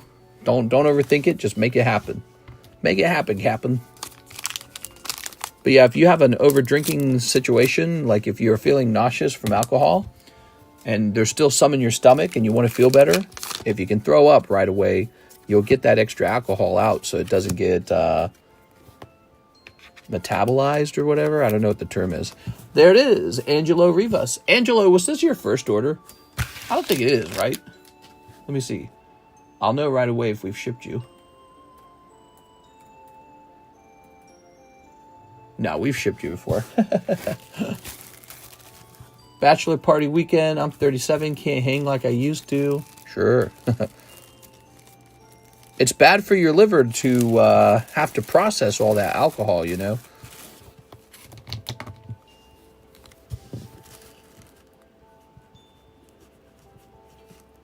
All right.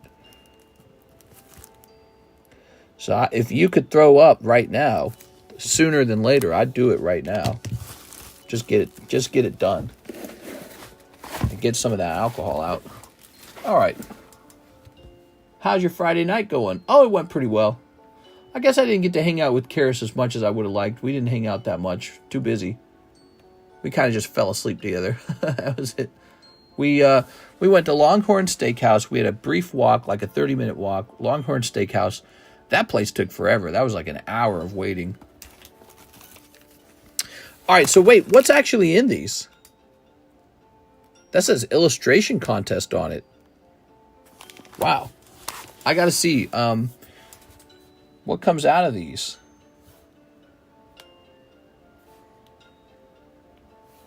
Give me a minute here. Heat Wave promo packs.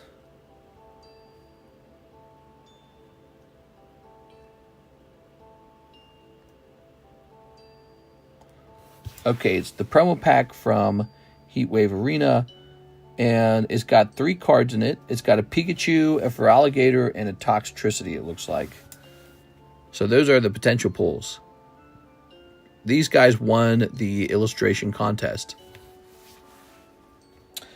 And that's pretty cool. Wow, it's expensive. It's really expensive. Why is it so expensive?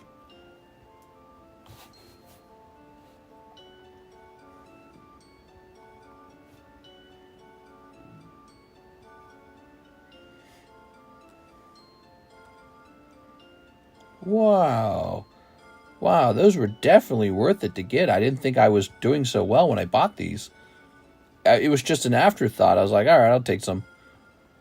I should have bought more. I didn't realize it was so important. All right, so We'll set the price on these to $22 a pack if you're interested in one. I thought those were Pokemon Day cards. All right, so we'll, you know, if you guys don't want them, I'll open them and grade them myself because I actually wouldn't mind grading the illustration cards. I think that's what I better do. Hold on, don't buy any of those. I might just open those all up and get them all graded. Eddie says 6 of the Sneaker Bunkos. There you go, Mr. Eddie. 1, 2, 3, 4, 5. There's 5. Oh, new box. I'm trying to think. There's the cost of getting them graded. The question is, what makes you more money? Selling a pack for $22 or selling it as a PSA 10 if the majority of them graded 10? And what's the margin look like? I think the margin is considerably larger after grading, but you don't get to sell it till later.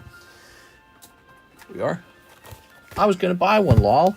I know, how disappointing. But TCC is going to be taking those and grading them. Because I don't have any of those being graded. I have 0 of them graded, and I'd like to offer them for sale graded. If I had some graded and I had some raw ones at the same time, raw ones at the same time, I'd sell you a raw one. But I currently have 0 of those graded. Here we are. Should have even flipped that over because if it would have been a really good one, you'd have been disappointed. Here we are. Ooh. All right, let's see what we got. Mr. Eddie. And here we are.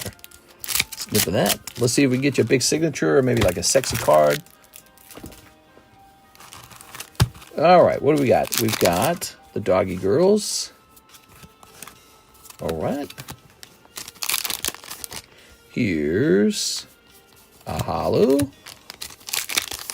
Bunch of nerds gonna hang out at Longhorn just to see you. No nerds out here. I'm pretty alone out here.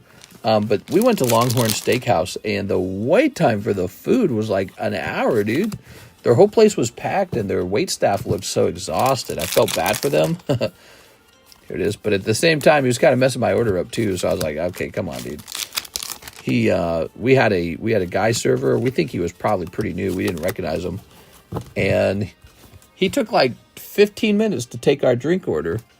We sat there just like for 15 minutes staring at each other. But he wasn't like moving real fast or anything. So I don't know. It was just kind of full, I guess. Wasn't that, well, I don't know. It was pretty full. All right, here we are. Nice. Let's get this into your bag.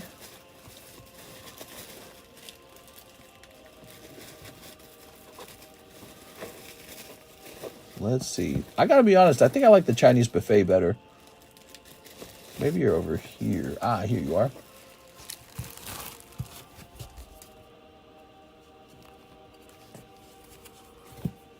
All right.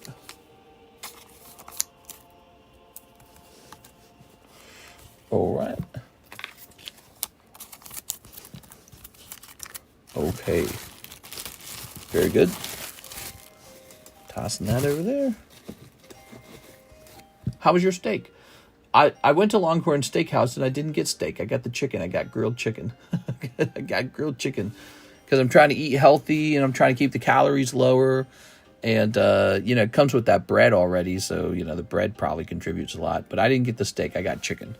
And Karis got chicken too, but she got the fried chicken and she really liked it. Oh, my eyes were so itchy. All right, man. It was getting pretty late, huh? Let's see what time it is. 4:44. We're 3 hours and 19 minutes in. We can keep going if you guys would like. So itchy, dude. All right, let me have a look at these real fast. So, the guy who does my supplying, he kind of pushed these on me and wanted me to buy them, and I kind of paid a lot of money for them. And I didn't know what to think about them. We got them like a week ago, and I just never put them up for sale. But I knew I was going to have to sell them because I paid for them. You know, these weren't free, obviously. I didn't know that these were the illustration contest. Let's have a quick look.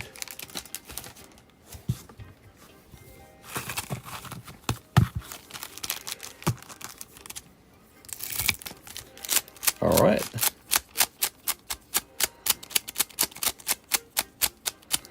Good. This is often the kind of stuff that I grade. I typically don't open like if, it comes with all 3 of them. Oh, that part I didn't know. Also, this is not holographic. Huh. That's so strange. But this one's really cool. So all 3 of them are in every pack, is that right? Oh, I shouldn't have opened 5 of them. Actually, no, this is perfect. This is just enough to get them all graded. So you get the whole packet, huh? I actually could probably sell these if I wanted. But also suggest these are not so rare. I thought it was like random. Like you get one of the random 3. So that explains the cost. The cost is so low. I'm sorry, so high because you're actually getting 3 copies of the same card. For alligator. Which one do you guys like best? I like the for alligator best. Like the Pikachu's just okay. He's sort of like realistic looking. Here's Toxtricity, you know. This artist showed that they were capable of creating this style of art. I think this is some of the ugliest Pokemon art though.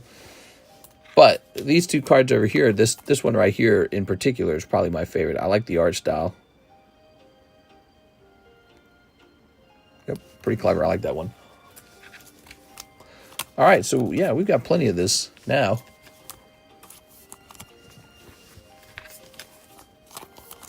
All right. Mr. Eddie's got another order in the queue. Thank you, Mr. Eddie. Lovely.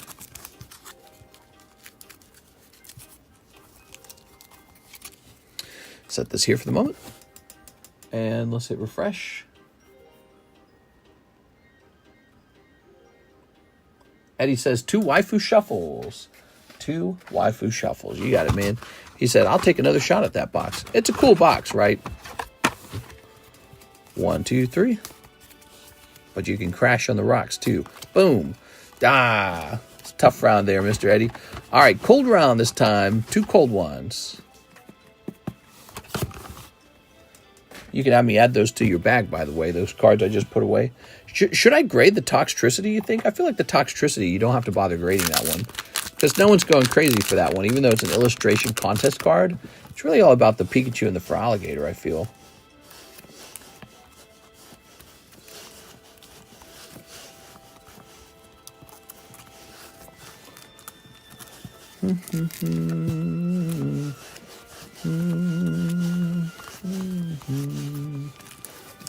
Okay.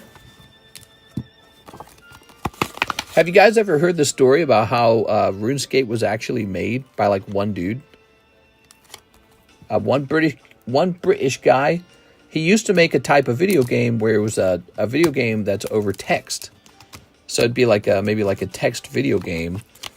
A long time ago, computers couldn't do much, but you could have video games that played like a book.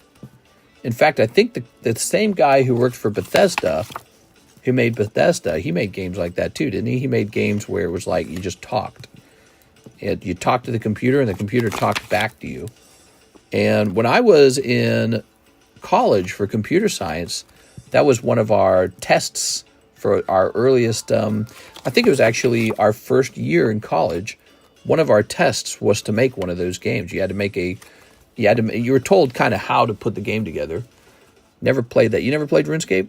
So you were told how to put the game together, but it was a text game where you just talked with the computer. You didn't do anything else. You just talked with the computer. And it's really boring. But so that guy, the RuneScape guy, he made this simple game, and eventually he would turn it into RuneScape over time. And it took off when he connected RuneScape to the internet. That's what he did that made him so famous. He took his game and he applied it to the internet. He's like, all right, what if you could do this, but you could create an account and play it on the internet and talk to other people? And he was like one of the first people to try that idea out, but also make it free too. So he's like, what if you could talk to other people and it was free? And so that is what launched RuneScape all those years ago. And then he ended up having so much success that all of a sudden he's hiring like family members and friends to help him keep the game running, because the game couldn't, the servers and all that couldn't handle all the demand. So he just instant overnight success from this little basic idea. There it is. The Toxtricity of the City. Yeah? That's the new System of a Down song, huh? Look at that. All right, very good. Okay. You never played RuneScape, huh? That's interesting. What do you guys think? Should the toxicity be graded? I don't think anyone wants this Pokemon, to be honest. I'm going to set this in the custom modern pack box. These will be sent out. 21 spots remain. 21 spots. Okay. It's funny Lord Chain went to bed because I'm ready to sell him one now. Now that I realize the packs come with like one of each of the cards.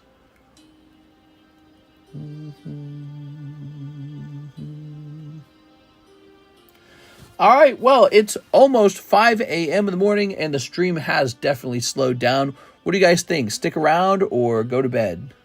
I'll let the audience decide. Let's get these priced up. We're going to price these up at $22 a pack. He was disappointed that I wasn't going to sell them. Because I thought there was only one card per pack. That's how a lot of these packs are. In the past, they're typically one card per pack. What we got, I spaced out. So, here we are. TCC 24/7 bed. Oh, that looks like a terrible number 22. No, it's just the end of the stream. Things are a little slow at the end. We're almost done. It's about a half hour left. We go for about 4 hours at night. But we did a 2-hour daytime stream. That actually is a lot of orders. We could make the nighttime stream shorter. It could be a 3-hour stream. I think we actually pull in some of our regulars in the daytime and they just spend their money there, so they don't show up to the nighttime anymore. So we've split our audience into 2 streams. Look at that. So those are $22 a pack if you want to try them. I have a limited number of them. They give you the illustration contest cards, ungraded. How are the breaks looking? Says Mr. Andyman. Well, Mr. Andyman, the one that's moved the most is this Lugia. Lugia alternative art in high demand, but it's got 27 spots. It's got a ways to go. It's totally worth it. Here's the new lightning break. It is Houndoom from Neo 3. Just a spectacular artwork and very stunning colors. Look at that.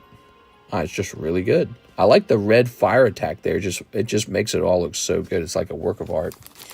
Really gives you that feeling about, how people love the idea of a card game. Not just about the beautiful artwork in the box, but the whole feeling of the card. Then we got a new Rocket Break. Now this one's only 1 in 7, and it's Zubat. Team Rocket returns Zubat.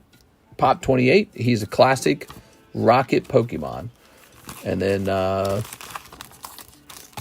the other coin break ended, and we have a new coin break. It's huge, but it's the pristine Chansey, so it's this highly desirable coin. But I don't know. I'm looking at that thinking that could take forever to end. We could actually take the coin break down and put up a Tora Karuta card instead. You know the Tora Karutas? I don't keep them for sale on the table. It's these guys. These are the Tora Karutas. Although I don't know how well they'll do. Looks like we tried to do this Mew. I remember the Mew. The problem with the Mew is we had 2 Mews. We had 2 Mews running simultaneously. And it was kind of like, what am I doing? Why would I put 2 Mews up on the table at the same time? So we ended the Tora Karuta break at that point. If you win the break, is the slab your prize? That's correct.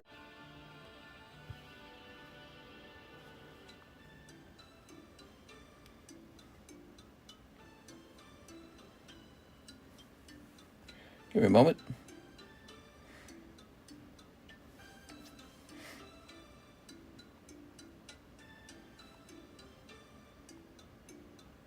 I'm still here, by the way.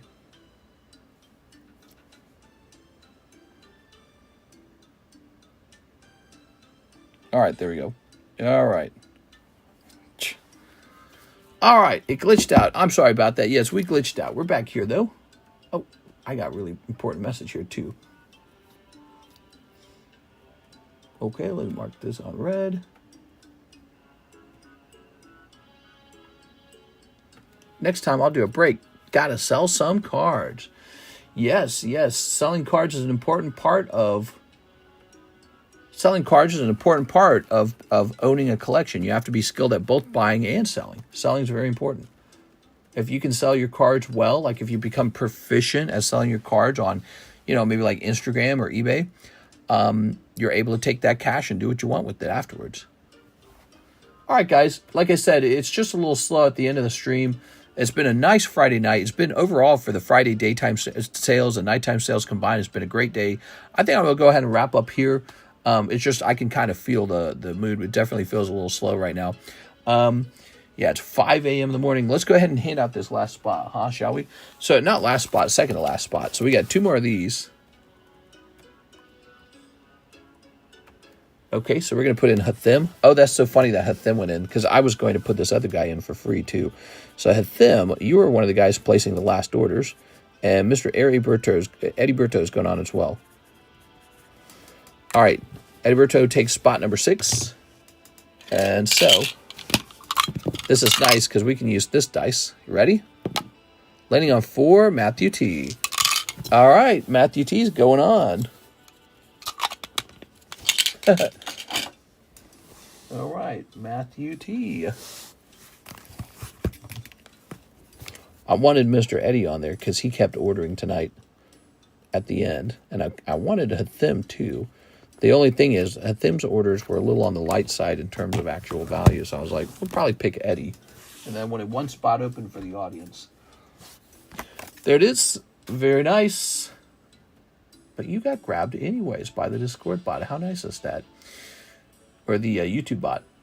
All right, perfect. That's the end of the stream there, guys. We had a great Friday. We'll be back on for the Saturday nighttime stream. I'll see you there. See you later, everybody.